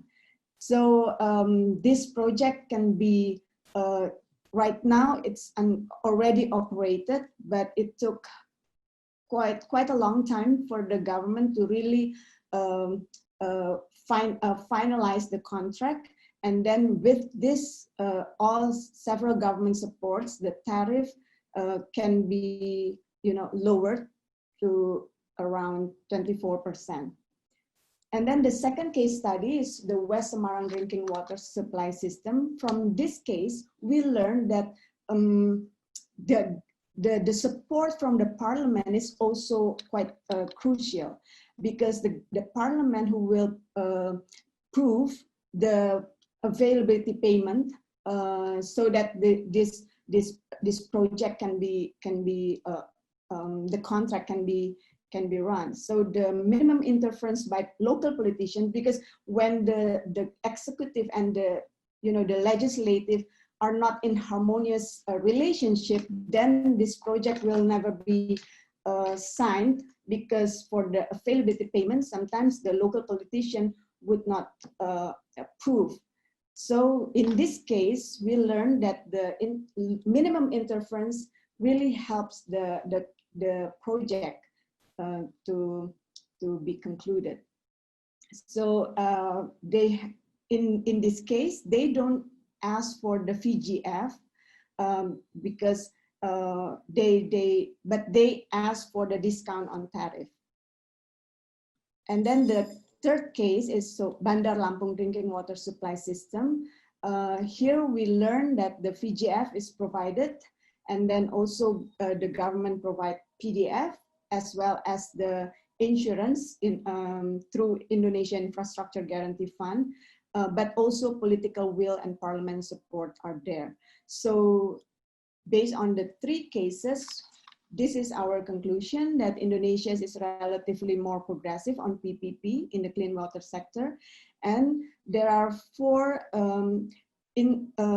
important aspects that are needed to really support and to unlock the private participation in infrastructure. First is political will. It is very important because especially the harmonious relationship between the local government and the parliament to approve the availability payment, because usually this water project are funded using availability payment. And then government guarantees.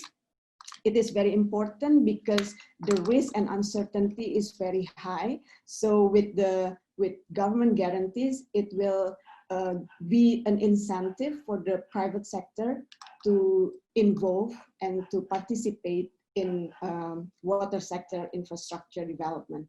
And then secured property rights and contracts is very important because land acquisition is a very critical issue. And when the government really jump in to facilitate and also to finance the land acquisition, then it will be the key for the private to participate. And the last one is financial soundness, since usually financial IRR is low for the water sector projects, then government support in terms of a VGF or PDF as well discount on tariff will really make the project viable, and then the private sector will be willing to join. So those 4 factors that we really learn as important strategy and the key to unlock private participation in the case of Indonesia's water project infrastructure. So here's the presentation, and I would like to invite question or comments from the audience. Thank you so much. I'll give back to Ibu Nella. Thank you, Ibu Johanna. You know, I want to have a long comment. I mean, like, because I wrote this white paper for Urbanization 20, so I involve like 3 continents, Asia, Africa, and Europe. So, and you know, the problem for the water infrastructure, because it's hard to keep the private investment over there because the return quite low. So usually they leave the project before it's finished, especially in Africa. So, and you mentioned about political will here. There's a lot of factor, but I think I leave that in question and answer later. So your point is very, very interesting. I mean, how the government help the water infrastructure, I mean, to be sustainable and then have a sustainable financing. So I think now I will give the floor to Dr. Daris David to give his comment. And don't forget for all the participants and audience to put a question in Q&A box. Thank you. Dr. Daris David, the floor is yours. Thank you, Dr. Nella, and thank you, Dr. Johanna. Let me just share my slides.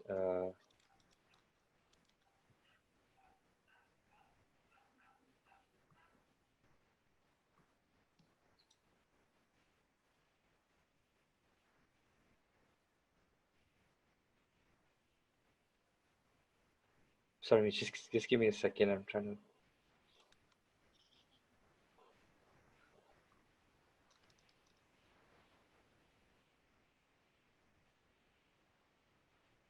Okay, got it. If you have a problem with, okay, that's fine. Okay, so yeah. So the major contributions for the paper was on how developing countries can unlock private participation in clean water infrastructure. And as Dr. Johanna mentioned, I mean, water is one of the infrastructure subsectors that actually get the least funding, especially from private PPPs or private kind of finance and partners. So they use the World Bank database on private participation in infrastructure, the PPI. I actually work a lot on this as well, so it was I'm used to this data. So the study also conducted a quantitative analysis, a simple one, to understand factors affecting private participation in developing countries. And they did see that government support plays a vital role in attracting private sector participation in the water sector, especially in the water sector infrastructure. And they presented 3 case studies on 3 recent Indonesia clean water infrastructure projects through an in-depth interview with government officials and private counterparts. They are of the conclusion that Indonesia is progressive compared to its peers through government support and facilitation. Through, say, the Indonesia infrastructure finance kind of viability gap funding type organizations. The government of Indonesia provides support to all PPPs in clean water projects as well. And then VGF and PDF are also used, and some government guarantees help make these government projects feasible. So this is the major contributions of the paper. In terms of the strengths of the paper, I put it as a table connecting the strengths and weakness. So although there are some strengths, I found some weaknesses and that go with it. So it highlights the gap in access to clean water in Asia, lack of projects and funding, which is already quite well known now. So, but it does not outline the heavy political hand that's mentioned. It does say that there is a heavy political hand, but does not really touch that part, that aspect in terms of you know, what might be impediments for, say, political will. Something like, for example, why water is always considered to be supplied for free in developing countries, and how say increasing user charges or even implementing user charges sometimes comes back negatively politically. So some mention of that would have helped. They also explain the reason as to why the water sector is not competitive, and because of that there are less PPPs and investments in low-income countries especially. And in the Indonesia case, how has this been overcome? So they do mention, they do mention, for example, PDF and VGF and all that, but they do not actually showcase it as you know, as a common experience among, say, emerging countries that have helped them pay for, you know, help them maybe get the investments needed in these kind of subsectors. And then they also explain quantitatively how government support is crucial for PPPs in different sectors, especially water. That part I found was a bit too lengthy, because I think that can be quite compact. I mean, it could be made a little more compact, and the discussion the discussion there could be more interesting to add value to the paper. So it also does not bring in the Indonesia case till later.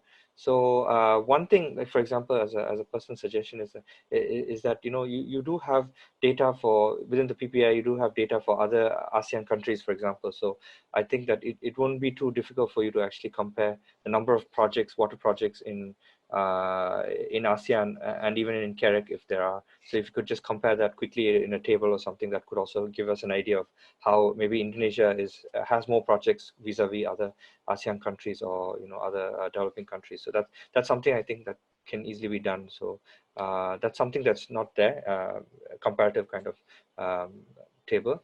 The determinants of private participation in infrastructure, the importance of government support, especially in water, has been very crucial, which sounds very logical, and they do prove that as well with their study.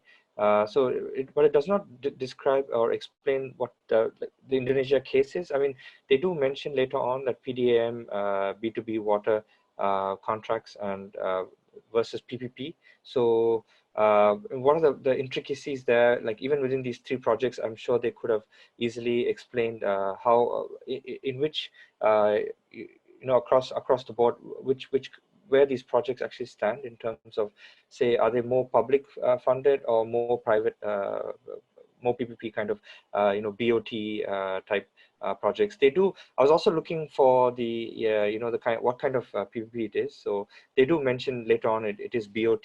So they don't explain why it's BOT. Considering it's emerging country, BOT would be the best. It would be a best fit, but there are risks as well in terms of, say, PPP kind of legislations being implemented in countries, which are important for making sure private sector is actually comfortable to come in, right? Because there is a risk factor that, you know, if they do not finish the projects on time and things like that, and they might be punished or fined by the government. So those are things that I thought could be added on. They do present three interesting studies with rich. It's got very rich descriptions. I somehow felt that maybe because it's the first draft, they actually put everything together in a nice way, but I think it lacks a comparative analysis. So maybe a table of all the three projects and how they differ, or how they are similar, or what kind of what each project had, you know, was implemented differently, could also add value to the paper. And in terms of what I think could be improved is, I think it can be generally better reorganized to address larger questions for the Indonesia case. So these are just some facts I found online. So Indonesia ranks 4th globally in total water resources. So actually, there's no problem with water as a resource. But the national average for piped water is actually at 22.4. But this is kind of outdated data. So there is a chronic underinvestment. So what is the government actually, how is it prioritizing this, and what lessons could be learned would be interesting. So the PDMs are the main kind of institutional arrangements that help them to get private, but there's fragmented operators as well. So there are lots of PDMs. I'm not sorry, correct me if I'm wrong, but I'm not sure if it's one PDM or there are multiple ones, but there's a lot of there's a lot of integration required for them to actually make sure that private investments will eventually flow in. And then PDMs are also challenged by tariffs. So this is where I thought that political aspect could be brought in, say, how are tariffs being set as a social policy, and what is the problem in terms of not being able to get full recovery of cost, which then is the main reason or the main factor in which private sector actually can participate, because once they know that they can recover their cost, they're able to come in. For the case studies, I thought that what kind of qualitative analysis was performed, or if it's just a general simple analysis, that's fine as well, but that's not mentioned clearly. And I was also confused as to which part of the case studies were from the interviews, because you mentioned that there were interviews. So if the interview results were separated from the documents, that could have help the reader understand what exactly you have covered in your interviews, and how that adds value to existing documents, because that's the thing that I think is missing, right? So that would really add value. And Indonesia infrastructure finance and what it does, and the PDAMs and all that could be mentioned earlier on, so that the reader gets an idea of how the Indonesian system works, because I had to, towards the end, I had to try to understand that on my own. You did cover it well, but I think if you just analyze that would be more useful for in terms of readability. And there's no critical analysis of these projects. So, because most infrastructure projects are monopolies. So in terms of how there is a lot of political interference as well. So how these three, if there's I already mentioned that in my previous slide, if a table exists, that would really help understand these three projects and how they were different from each other, and what are the takeaways from them. The conclusion can be improved, because I felt that the discussion, I think obviously you're developing the paper, so I think that it just suddenly jumped from the discussion to the conclusion, and then you suddenly brought in, so the basic necessary conditions to unlock PPI you brought these suddenly 4 variables that was not mentioned before: financial soundness, political will, government guarantee, contract enforcement. Just contract enforcement, I think the World Bank's competitive index has some scores there that you could maybe use in your quantitative analysis if you want to actually analyze that. So I thought that in case you want to bring this towards the end, because the conclusion suddenly brings out 4 new variables that were not mentioned before. So if you, I think you could either conclude it based on your analysis before, or bring these factors way ahead so that you can actually analyze them. And how are these measured, and how could they be introduced earlier is just what I mentioned. And the last part I just have, the last comment I had was implications for other countries. So, for CAREC, for ASEAN, and this, I think, as I mentioned, could also be done, at least basic numbers through the PPI database. So if you can just pull out those numbers for a start, and then at least provide some basic analysis, I think that would really help. So I'll stop there. Thank you. Thank you, Dr. David. Actually, you passed like 46 seconds, so it's fine. Thank you very much. I think I would like to remind everyone, there will be a lot of questions, because this is the topic that many questioned before last week. So, but I saw Ayub, and then I saw in the Q&A box there's a question. But before that, maybe I will give the floor to Ibu Yohana to respond for Dr. Darif's comment. I'm sorry, I didn't have a question, because I also reviewed their paper. I just wanted to add on Professor David's comments, so then she could respond. It's okay. Okay then. Okay. All right. So you probably have my detailed comments in text. And I would just say I really echo, I would like to echo Professor David's comments, yes. What I realized also overall, when you read the paper, you certainly see that this paper is written not by one person. So there is this integration that I would suggest that if you could just maybe whoever is the lead author go through and just connect these sections, because you could clearly, even the style of writing is different. So it's from section to section. That could really help. And also, I'm not sure if all authors were present in our opening day. And we had a keynote presenter by Dr. Ramin John Begulu. He talked about different concepts, because if you bring in political will as a social scientist, we understand this is very vague. So we could really go to the point what we mean by political will in a sense that we could help other policymakers in CARA countries, like Professor David said, to understand what do we exactly mean by political will, and how we could just actually bring that political will.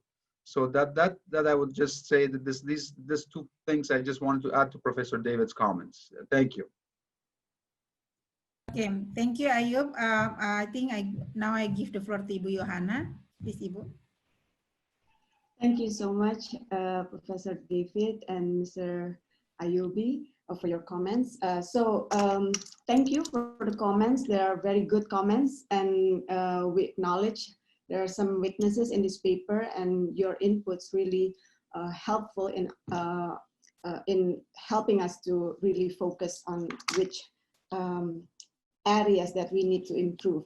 So I don't think I will, if you can, maybe, I don't know, if Professor David can still show because I made some comments here, but if your slides will be on the screen, that it will be helped. So political heaviness that are not outlined, I agree, maybe it should be focused more, really mentioning also, like Mr. Ayubi said, what is political will, because it's a big stuff. So in this case, what we learned from the 3 cases, the political will is more in terms of the parliament to approve, because for the availability payment, the local government will need to pay for the tariff, so using availability payment, and then it needs to be approved by the parliament. So there are cases that we learn from these 3 cases, what should I say, unharmonious relationship between the executive and the legislative, it can postpone the project. And especially because of the return, the rotation, especially also for the legislative, when they want to rerun the election, then they really have some sort of interest that they don't want to, commit with a high rate. That's something that they don't want to do it. So that will be a highlight in the paper. We will improve explanation. So how to overcome, I think, can you go to the previous slides, Professor David? Yeah, so here, how has this been overcome in the case of Indonesia, based on the 3 cases that can be,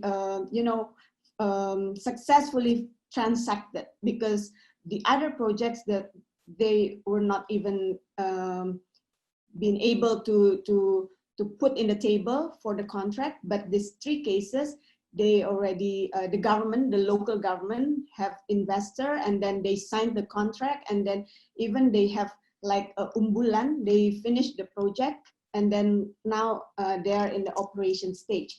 So what we learned from Indonesia's case, that the involvement or the commitment from the government, that is the key, especially using the VGF, because otherwise no private will enter into the contract if they don't have any return from the project. So using the VGF, or in the case of Semarang, they ask for the discount in the tariff. So in order to have the soundness for the project. They need government support. So that's, I think, the key. So Indonesia learned how to overcome by providing, the government provides some facilities and support.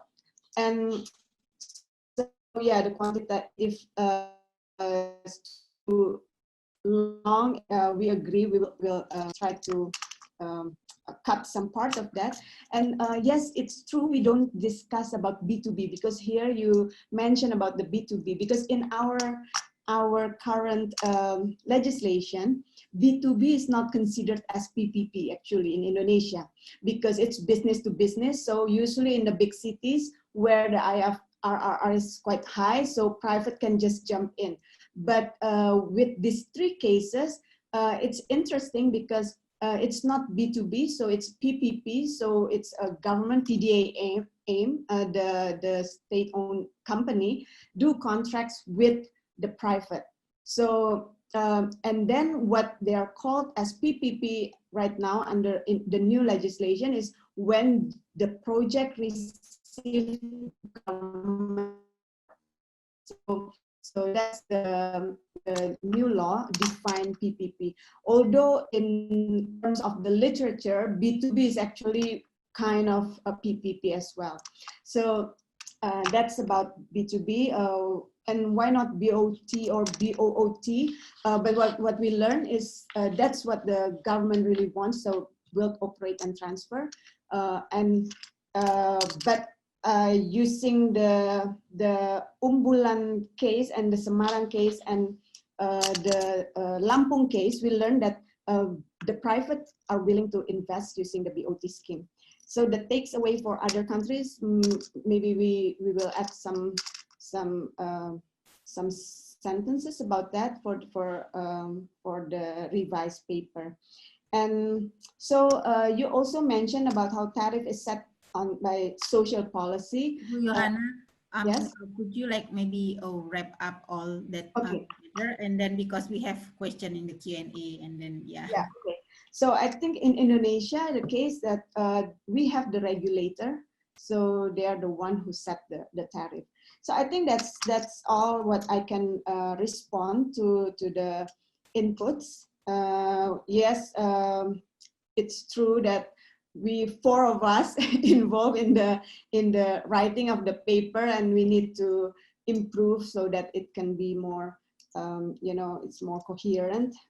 Thank you for the input, and the critical analysis will be our homework to improve. Thank you so much. Thank you, Bu Johanna. I believe Dr. Iskandar, Professor Yoshino, I saw Umit if you have a question later, but now I will go to the Q&A box that from Zarek Robas, that what could be the main driver of the significantly low private involvement in the water infrastructure in Indonesia? So maybe you can address that first, Bu, and then I will come back to the floor. Thank you.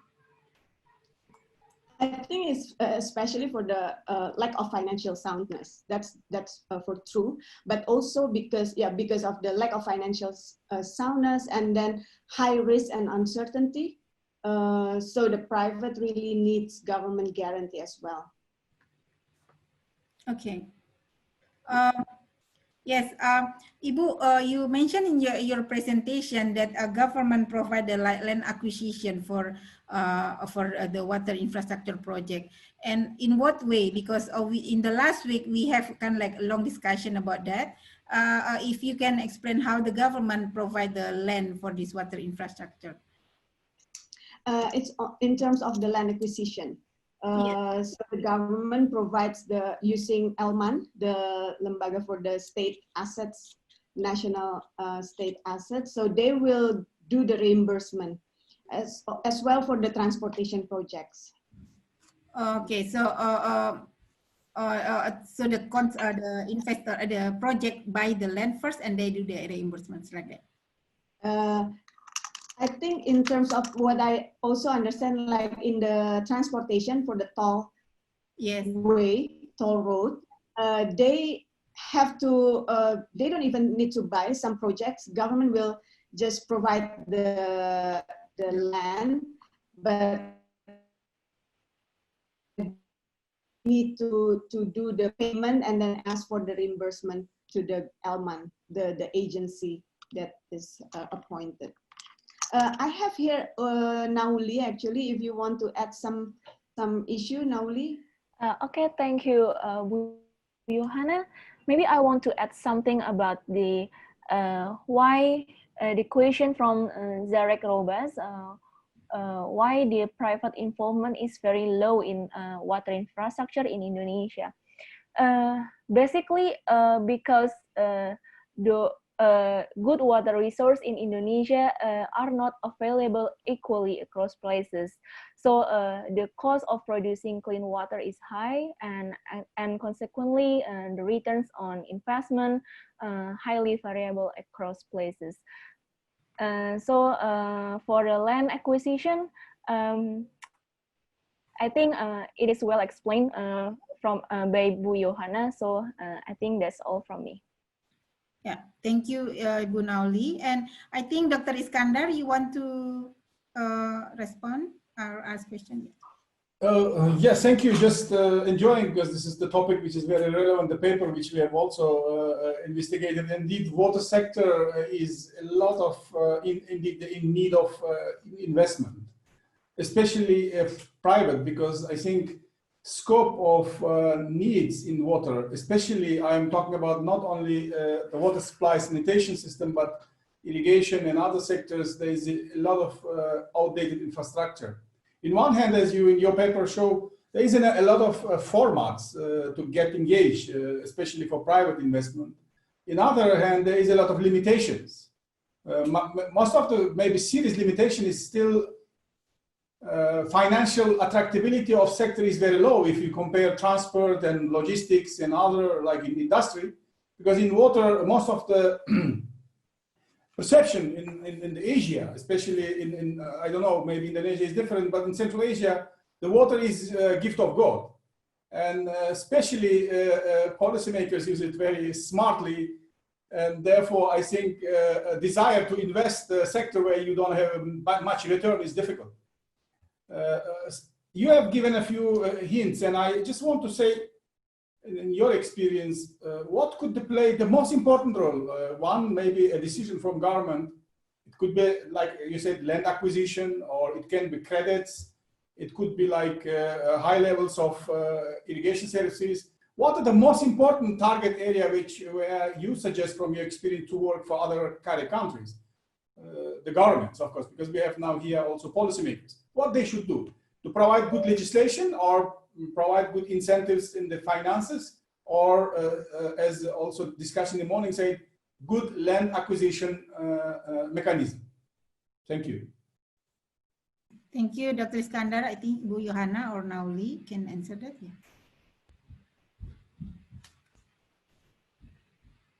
Ibu, you still on mute? Yeah, so it's a kind of tough question, which one should be put on first. But yeah, maybe the law and the regulation, the property rights system should be in place first, in my opinion, as I'm an institutionalist. So it depends on your background too. But I think that will help. Although we'll also learn that even though the regulation, the law and regulation is there, but it's not necessary enough, you know. So because transaction sometimes is very high in order to really finalize the contract, and the transaction cost include the coordination cost between the local government and also the will impede the project. So, but at least if the regulation is there, put on place, then it will help for the further negotiation. That's my opinion, though. Yeah. Thank you. Thank you, Ibu Johanna. Thank you, Dr. Iskandar.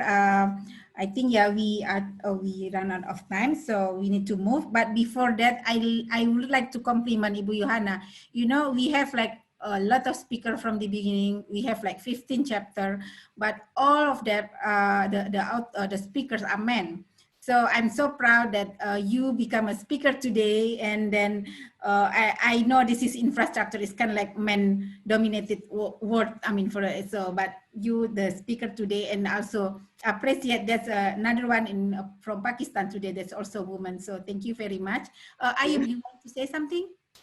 Just wanted to praise too, because I didn't have a chance to praise the paper. When I read the paper, it showed all the authors commanding the knowledge. Actually, you absolutely know the field very well, and I found it very interesting and in depth. I would just say this is one of the strongest chapters, and it's led by all female authors. So we do appreciate female participation in our activities. Thank you so much, Professor. Actually, Febio is a male. That's my boss. Yeah. Okay. Thank you, Ibu Yohana. Thank you, Ibu Nali, and say my regards to Pak Febrio. Thank you very much for the presentation. If you have the result of the different impact to agriculture, services sector, manufacturing, if you have those results, can you report to us what are the impact differences among sectors? Yes, we have. It's from our previous work. The highest impact was in the services sector. It was both for the region of infrastructure and the regions located at the far ends of the railway system. And for industry, it was followed second, around like, again, very high, 4%. And then the least impact was on agricultural sector, around 1.2 to 2%. This actually, I'm reporting our previous joint work published at the Journal of Asian Economics. And after that, we moved to financial enterprises. And so you're asking whether we differentiated those enterprises by sectors. Is this a question? Yeah. No, not at that level. We differentiate them at aggregate level. We have value added in terms of services, agriculture, and industry. But within enterprises, we haven't differentiated them. But I think it's an interesting point, yes. And if you say agriculture sector is the lowest impact, and services sector is the highest. Why agriculture sector was the lowest? Because they cannot transport their products very well to the city. And I'd like to know the reason why agriculture sector impact was lowest.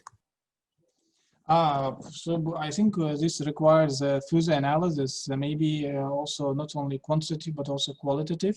We are survey or we are asking the farmers in this aspect.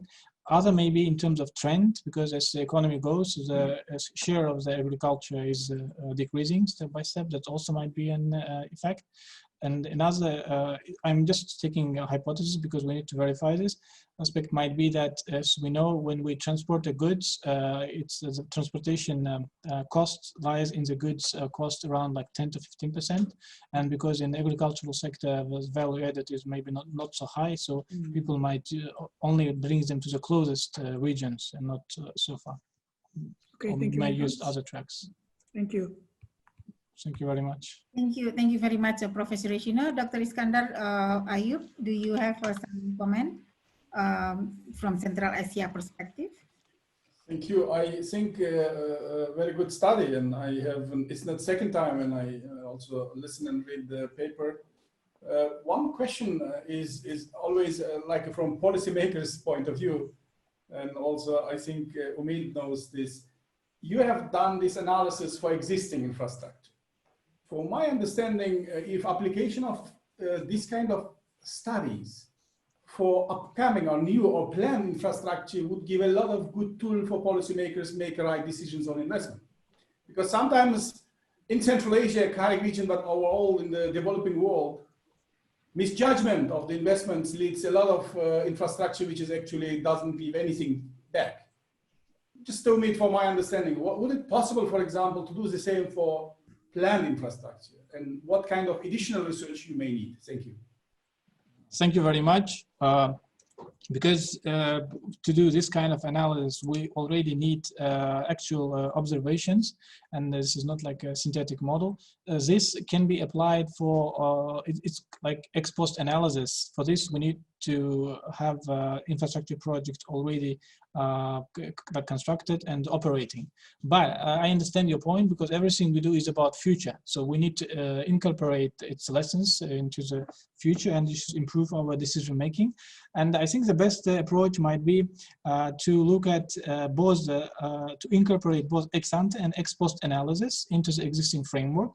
And once ex post analysis exists, those who are involved within infrastructure projects or investing, they will know that in future there will be an independent evaluation using this econometric approach, and the result will be revealed and announced, and there will be a full transparency. I think this, like anticipation effects, also bring some useful insight to the table. So far, of course, even at, I think at ADB, there's a measure framework, or in World Bank, the measure framework for analyzing ex-ante analysis is just, we're looking at its capital cost, we look at its operation and maintenance cost, we'll look at its revenues, we'll look at the other net flows, and then just look at the net present value, estimating it's like NPV, IRR, and other factors. And based on that, let's say if it's higher than 9% or 11, make judgment whether to invest on it or not. So this is more like ex-ante analysis. But as what we've done is for ex post analysis, probably using it both can help to make better decisions via anticipation effect. Because even if now we are making decisions about infrastructure investment, if we know that, let's say if we are policymakers, that in future somebody will come and do an independent evaluation similar to this, and the impact will be revealed, whether it was, the magnitude was high or low, or whether it was significant, or the geography of its impact, whether it's affected economic performance of enterprises or the region or households, that already will give an incentive to do better work. If I can add one comment about the future projects. Yes. I think when I visited New Delhi in India, a subway has been constructed, but station area was not developed at all because the land was owned by city, and they are not selling those lands. So I think a joint development, not only infrastructure companies, but also regional governments are very important. That can enhance the economic growth. And second one is small businesses wants to start their own restaurant shops. So financing to them is another way to boost their regional development. So I think infrastructure alone cannot help economic development. And cities, regional government, and also financing for those startups are another important thing to have bigger impact. Thank you. Thank you very much, Professor Yoshino. I think, this very interesting and interactive session. But we spent all our time already. So with that, I think I can conclude this session. Please join me to thank you, Ibu Yohana, Dr. Daris David, Umit, for their contribution today. And then finally, we will arrive on our final presentation today. Based on the PPT sent to me, I'm excited to listen to Pakistan progress on infrastructure development, and see the speaker also the one that I'm proud to for the input for our infrastructure book, because she's the part of the gender minority of the speaker in this webinar. So her name is Miss Sidra Khan. She's a section officer in the Finance Division, Ministry of Finance and Revenue, Pakistan.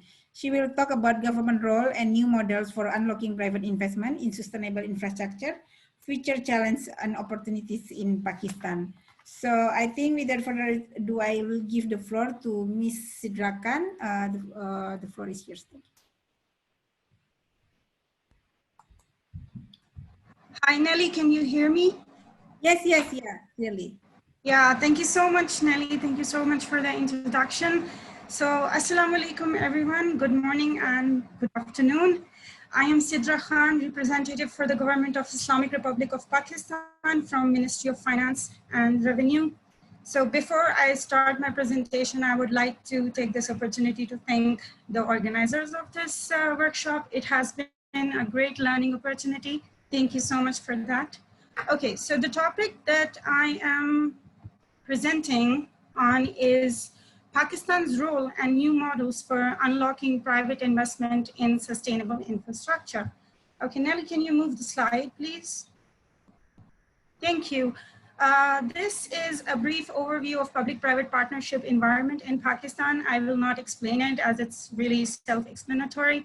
And this is by Economist Intelligence Unit. Nelly, can you please move the slide? Thank you so much.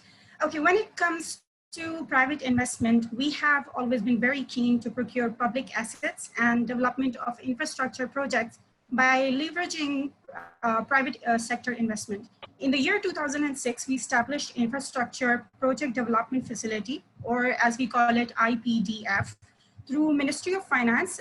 It was supposed to provide advisory and facilitation services to ministries and other autonomous bodies to basically structure and develop, procure infrastructure projects through public-private partnership. Currently, by the virtue of Public-Private Partnership Authority Act of 2017, the Infrastructure Project Development Facility, IPDF, has been converted into Public-Private Partnership Authority. The Act mandates the authority to establish a regulatory framework to attract domestic and foreign private investment in the development of public infrastructure through transparent and fair procurement processes. Nelly, can you move the slide? Thank you. Okay, when we talk about ease of doing business in Pakistan, I can give you the stats that were from 2019 World Bank Ease of Doing Business report.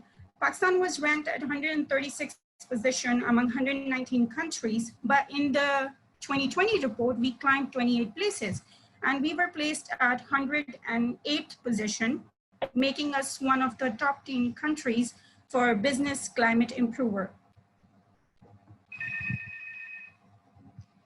Okay, and this improvement was due to regulatory reforms in 6 indicators out of the total 10 indicators of ease of doing business. We are further prioritizing 73 reforms, reform actions, and 30 data challenges across all 10 indicators for the year of 2021.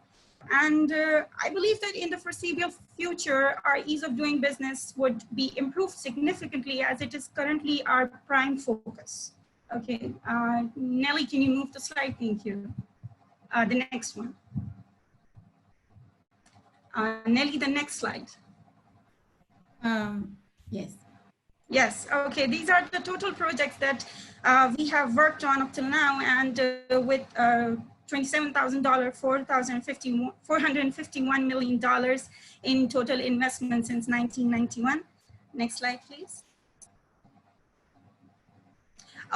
These, in Pakistan, we are dealing with public-private partnership on 2 different levels. We're dealing with it on federal level, and another level is the provincial level. So on federal level, the thing is that we are basically, or we have been solely focused on transportation system. However, on our provincial level, the provinces of Sindh and Punjab, both of the government have expanded into various sectors for public-private partnership, including health, food, sports, and many other sectors. They have been involved in different projects with private investment.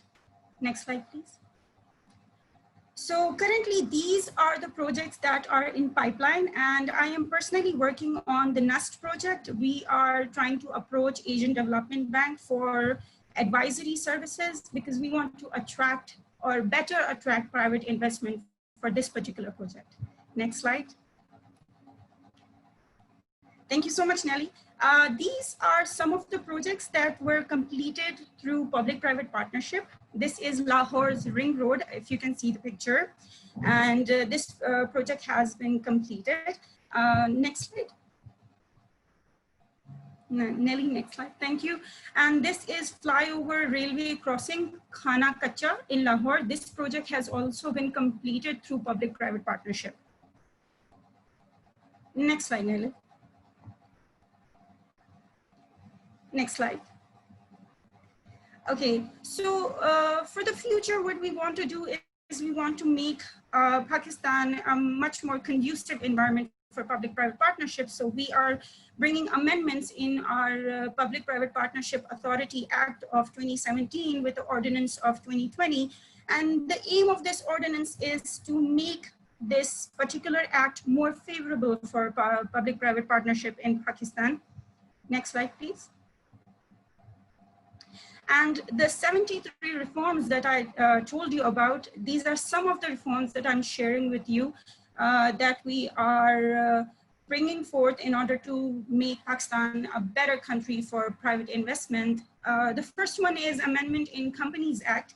Now we're doing this to promote ease of doing business, encouraging and trying to encourage startups. Or we also want to improve the protection for minority shareholders and to remove some of the anomalies that were previously found in this act. The next one is the Pakistan Regulatory Modernization Initiative. Nelly, if you could stay on the previous slide, thank you. Okay, so the next point is the Pakistan Regulatory Modernization Initiative, or PRMI. Now, this is a step that we are taking on the national level in consultation with the provinces that aims at simplifying our bureaucratic framework and the registration process in order to facilitate the business community. Now, under the process of mapping, rationalization, modernization, and automation will be done. These reforms in consultation with the provinces translated into an improvement in the country's ranking that I told you previously that we jumped 28 places. These reforms are the reason that we jumped 28 places. Okay, Nelly, if you could go to the next slide. Now, if we talk about the challenges that we are facing in Pakistan currently when it comes to public-private partnership or private investment, some of the challenges we have that on federal level we are only focusing on transportation system. We're not going into other sectors of health, education, or any other sector. We're just focusing on transportation infrastructure system. And we also have a 124 billion shortfall that is between 2016 to 2040. And of course, the problem we are having with governance in Pakistan with our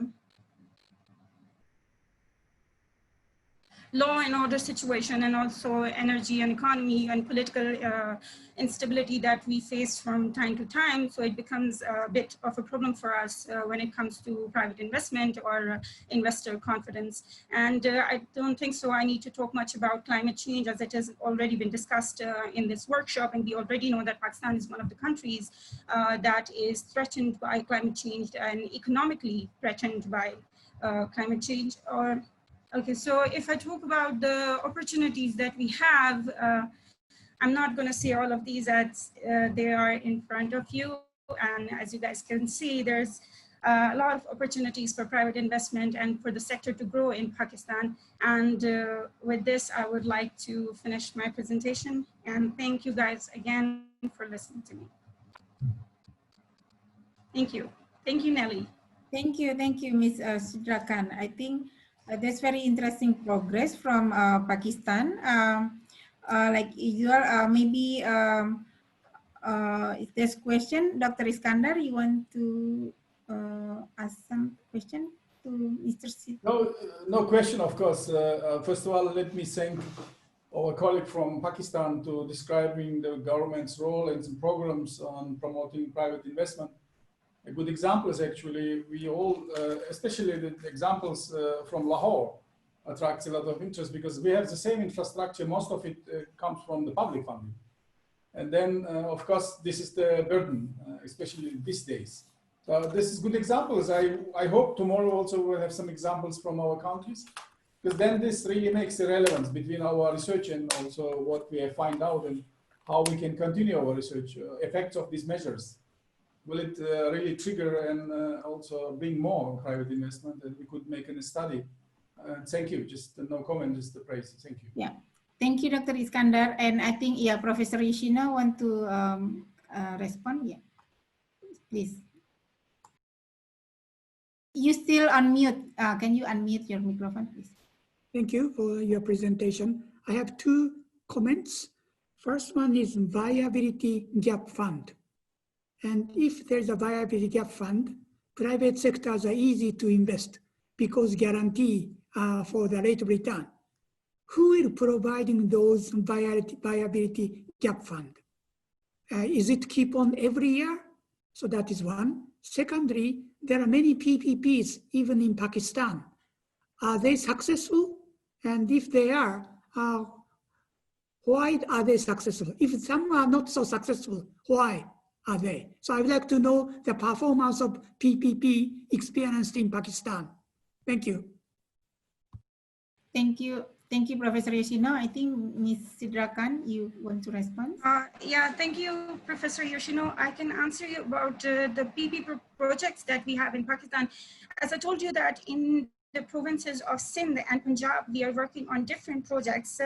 And the reason for the current success of the projects is that both the provinces are trying to better the regulation that they are providing, or they are trying to increase investor confidence.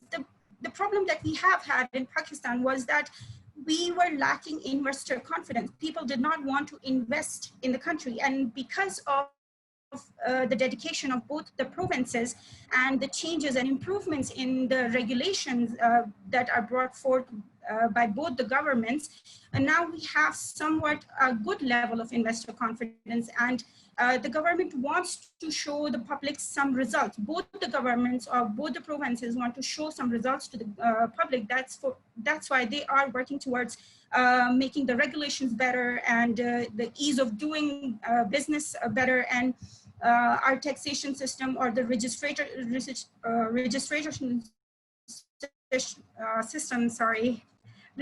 system that has been really difficult in Pakistan for a company to register. They're trying to make that better.